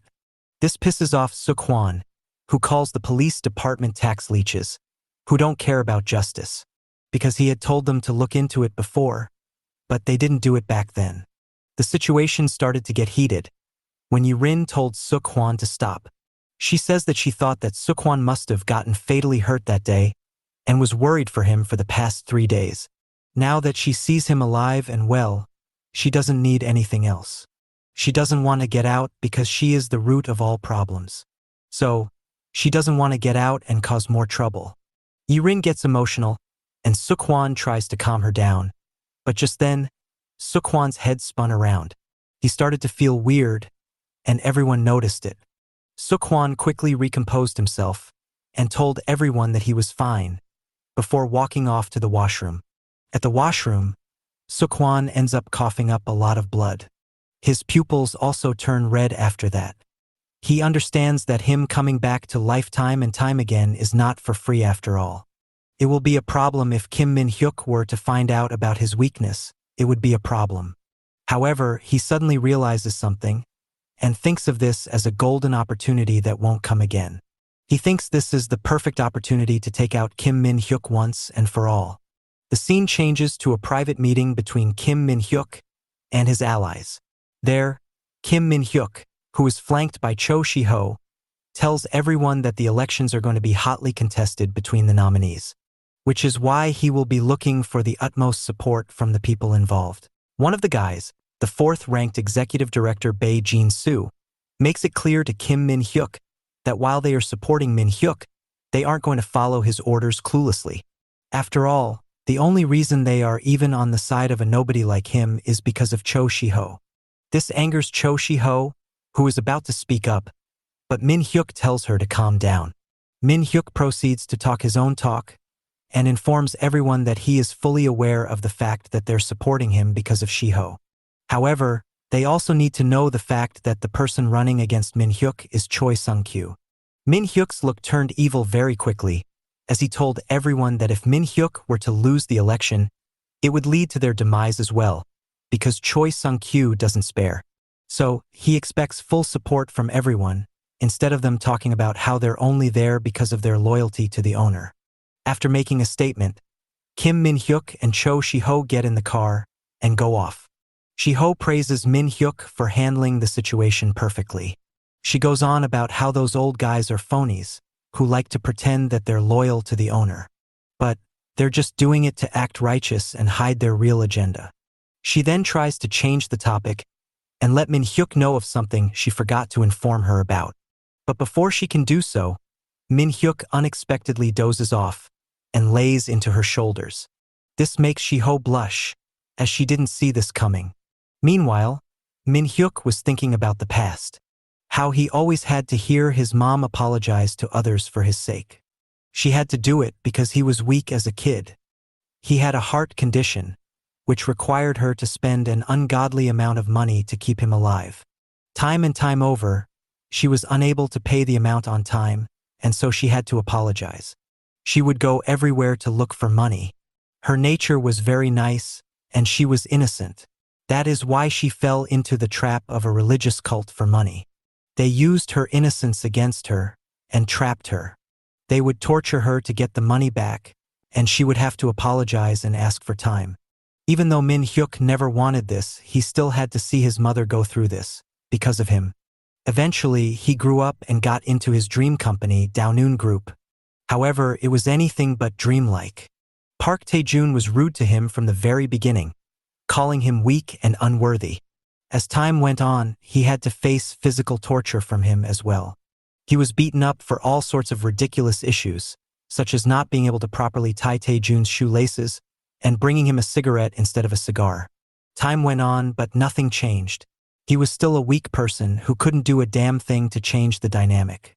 That is until one day, when he saw Choi Sung-kyu punishing someone. Sung-kyu beat him up for messing with the Daonoon Group, and the guy had to plead for forgiveness while sitting on his knees. This gave Kim Minhuk a boost of sorts. For whatever reason, seeing someone else being treated like crap made him feel good. And because he was standing beside Choi Sung-kyu, he was feeling strong. It was then that he felt the jubilation of being strong. He got hooked into the concept. Soon, he improved his work immensely. He now knew how to behave and he always had the chops to get it done technically. What Minhuk saw was probably the fastest rise to the upper echelon of the Daonoon group hierarchy that anyone had ever gotten. It's because he now knew that to succeed in the Daonoon group you need to be strong, and to be strong you need to oppress the ones weaker than you. It was the perfect company for him after all. Soon, the undesirable him became the desirable one. He got a great mansion for himself and his mother alongside other luxuries. The mansion became an impenetrable fortress, where he and his mom could feel safe. However, he was not able to celebrate it.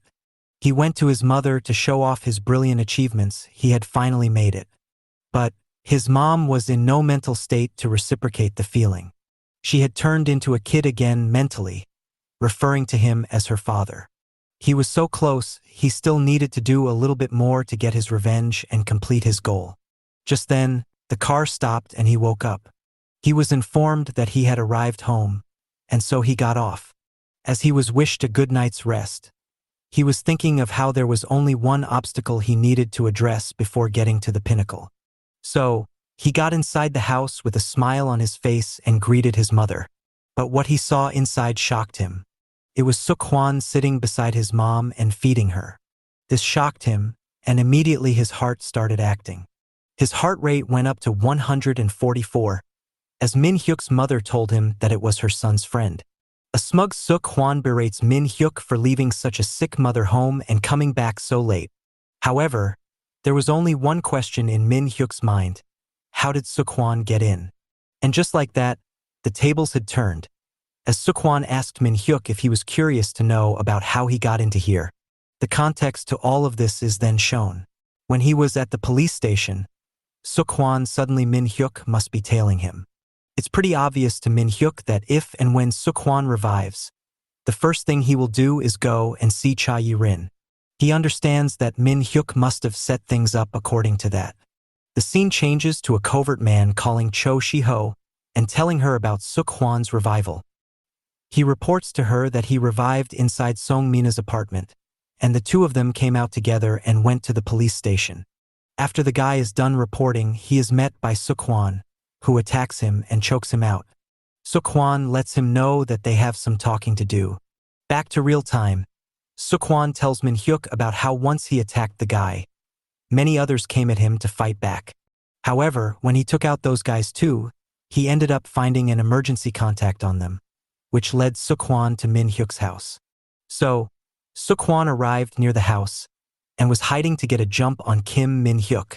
He was waiting for a while and got caught in the surveillance camera.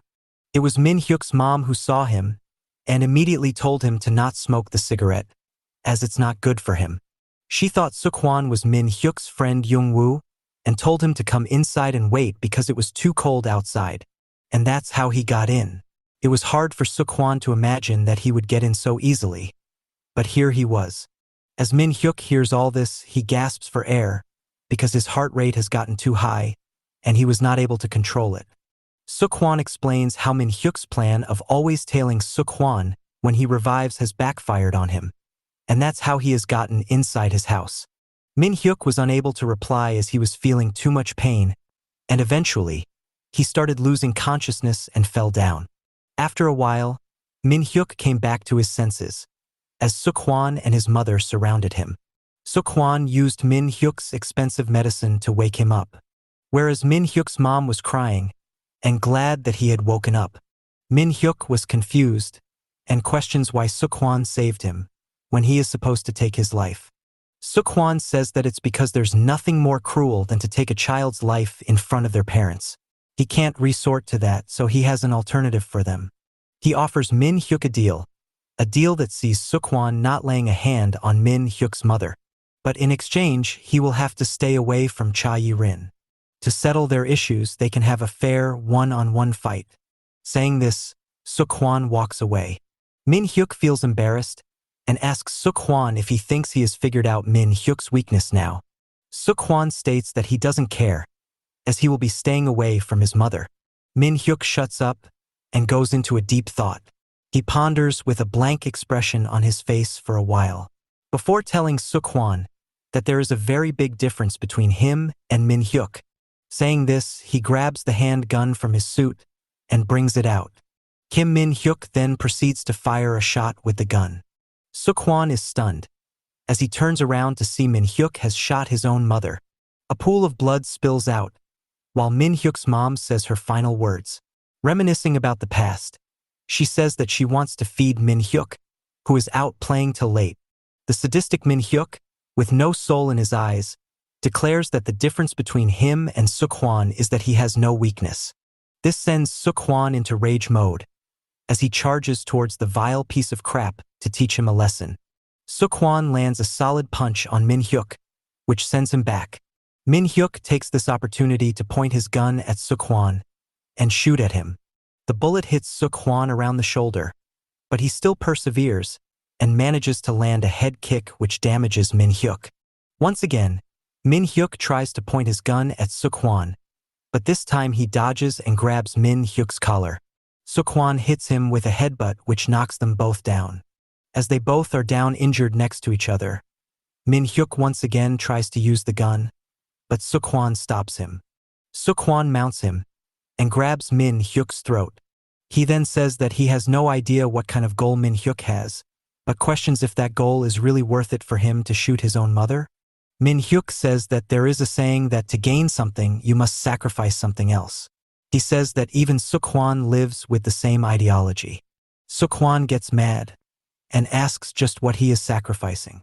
But he doesn't even want to know the answer, so he starts choking Suk-hwan to take his life. He starts putting pressure onto it, but out of nowhere, Minhyuk's mother somehow speaks up. She pleads for Suk-hwan to stop, as her son has a weak heart and will get hurt gravely if he continues. This momentary distraction is enough for Minhyuk to capitalize on. He points his gun at Suk-hwan's head and shoots. Suddenly, Suk-hwan wakes up in a different place. He wonders if Minhyuk took his life. He looks around to see that he is in Mina's apartment, which confirms his doubts. Suddenly, a few people rush into the room and tell him not to move, but Suk-hwan senses danger and attacks them and runs out of the place. Suk-hwan makes a run for it, as he wonders why they're after him and how they found him. He can't run for long, as the same headache from before affects him, and his eyes go red.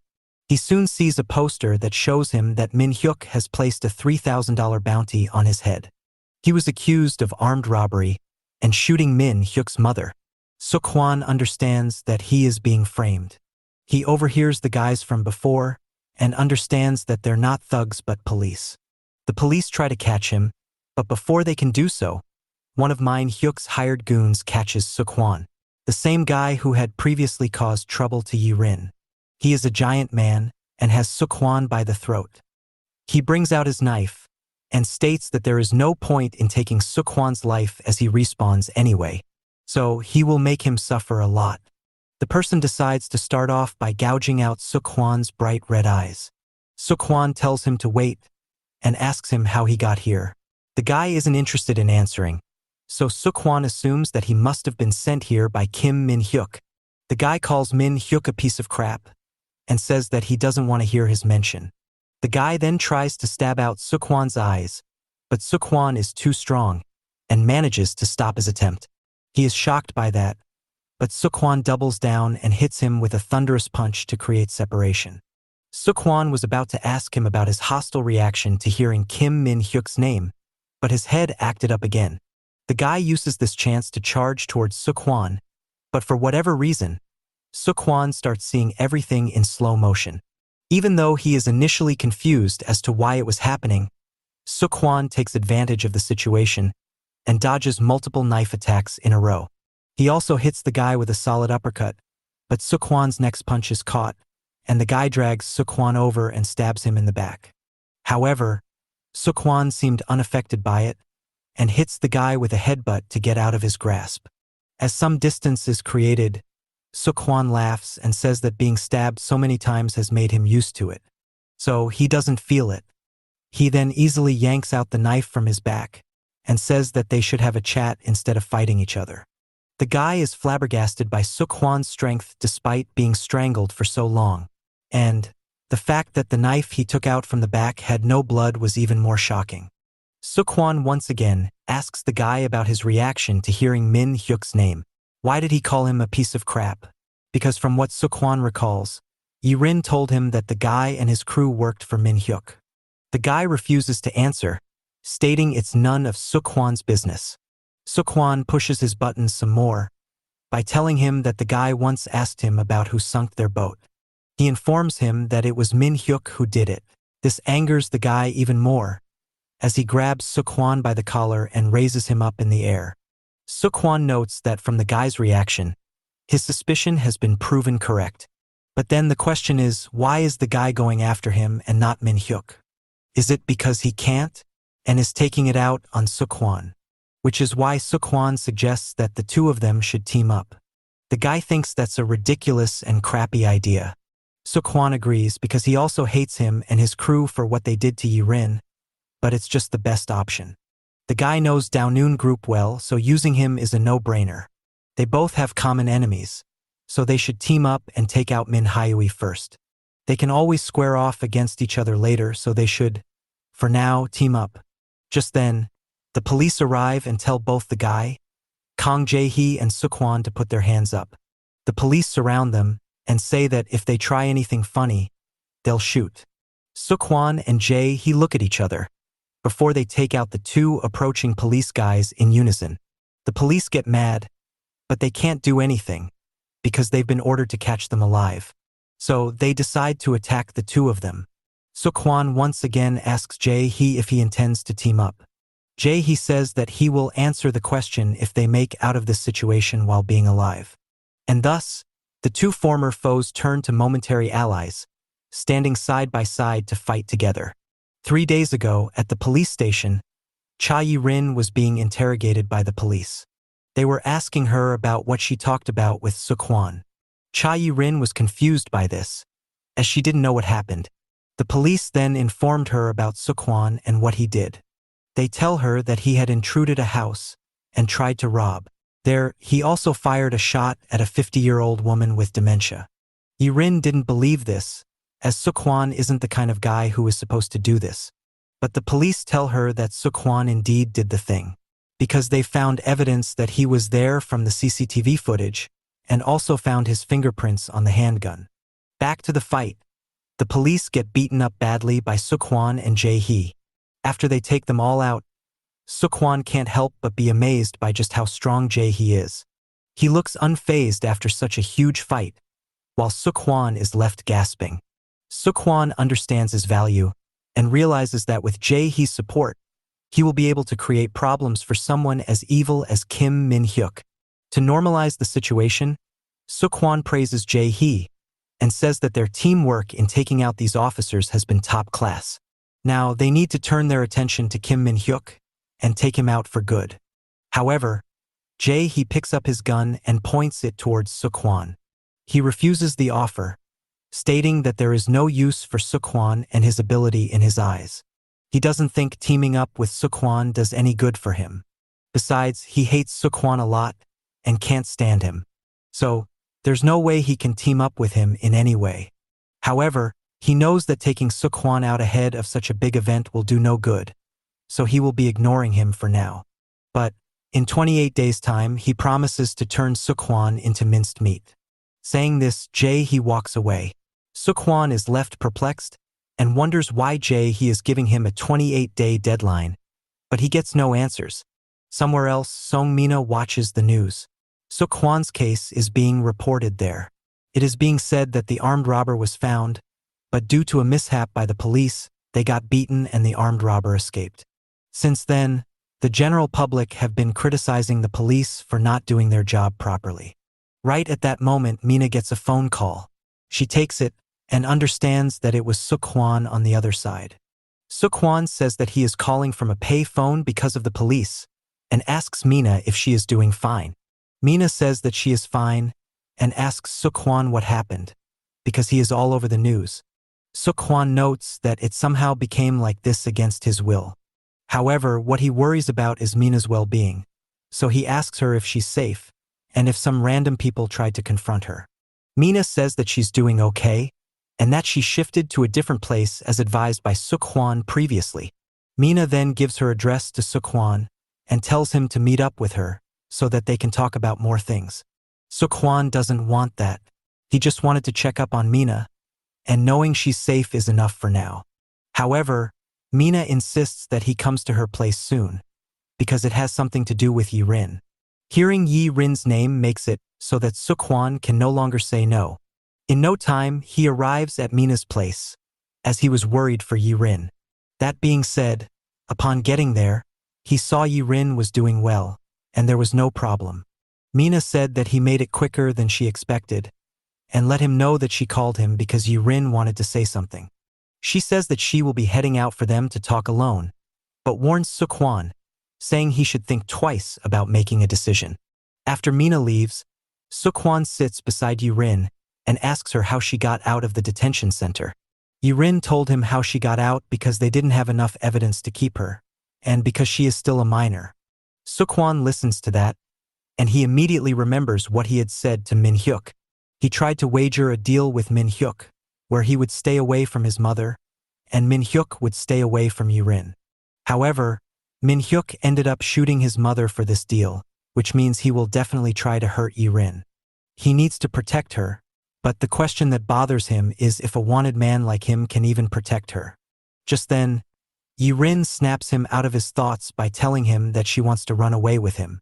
She suggests the two of them go to some remote place. No matter where it is, it'll be fine as long as they're together and safe.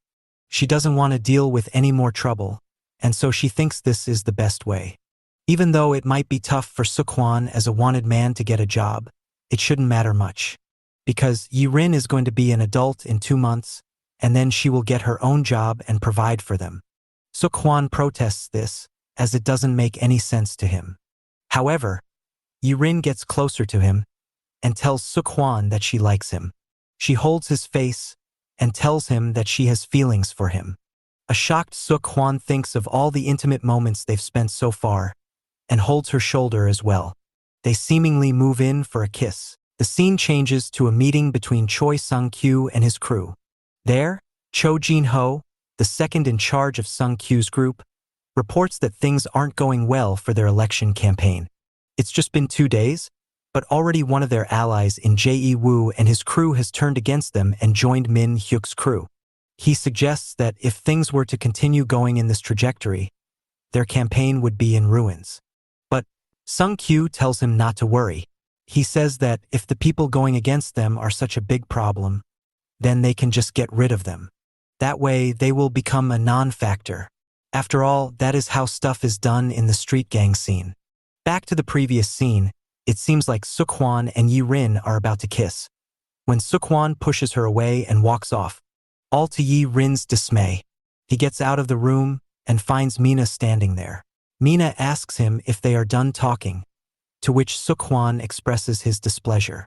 He tells her how she wants to run away with him and how that's ridiculous. Mina tells him not to be harsh on her, as this is something Yi-rin wants for him. But Suk-hwan doesn't get the logic behind running away. Running away means ruining everything they've done so far. What will compensate for Yi-rin's father passing away? What will compensate for Yi-rin's own life being ruined? Most importantly, he just can't let someone like Kim Minhuk get away for free after what he did. Mina sees it differently. She tells Suk-hwan how Yi-rin also sees it differently. Not once did she say that she blames Kim Minhuk or the Daeun company for what happened. She just wants to keep Suk-hwan away from the fight. She mentions how Yi-rin and her talked a lot recently. When Yi-rin first saw the news of Suk-hwan being wanted, she immediately knew it was Minhuk framing him. But she also knew that it was because of her that Suk-hwan got involved in the first place. So, she no longer wants this to continue. She thought about it and made her decision. She no longer wanted to take Suk-hwan's help. Instead, she wanted to help him instead. She wants him to stay out of the fight, that's all. So, Mina explains how what Yi-rin desires is for Suk-hwan to stay safe. Same applies to Suk-hwan, who only wants to assure the safety of Yi-rin. That's why he has been fighting so hard. Suk-hwan is taken aback by this. He thinks of the old time and wonders if he really has been doing it all for Yi-rin.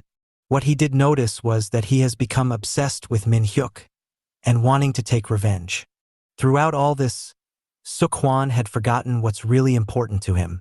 He opens the door a little and looks at Yi-rin again and realizes that the most important thing to him is Yi-rin's safety. The scene changes to a warehouse, where Cho Jin-ho invites Choi Sung-kyu to show him something. Choi Sung-kyu says that Jin-ho has really grown into becoming a boss. Now, he calls out Sung-kyu at night to show him stuff.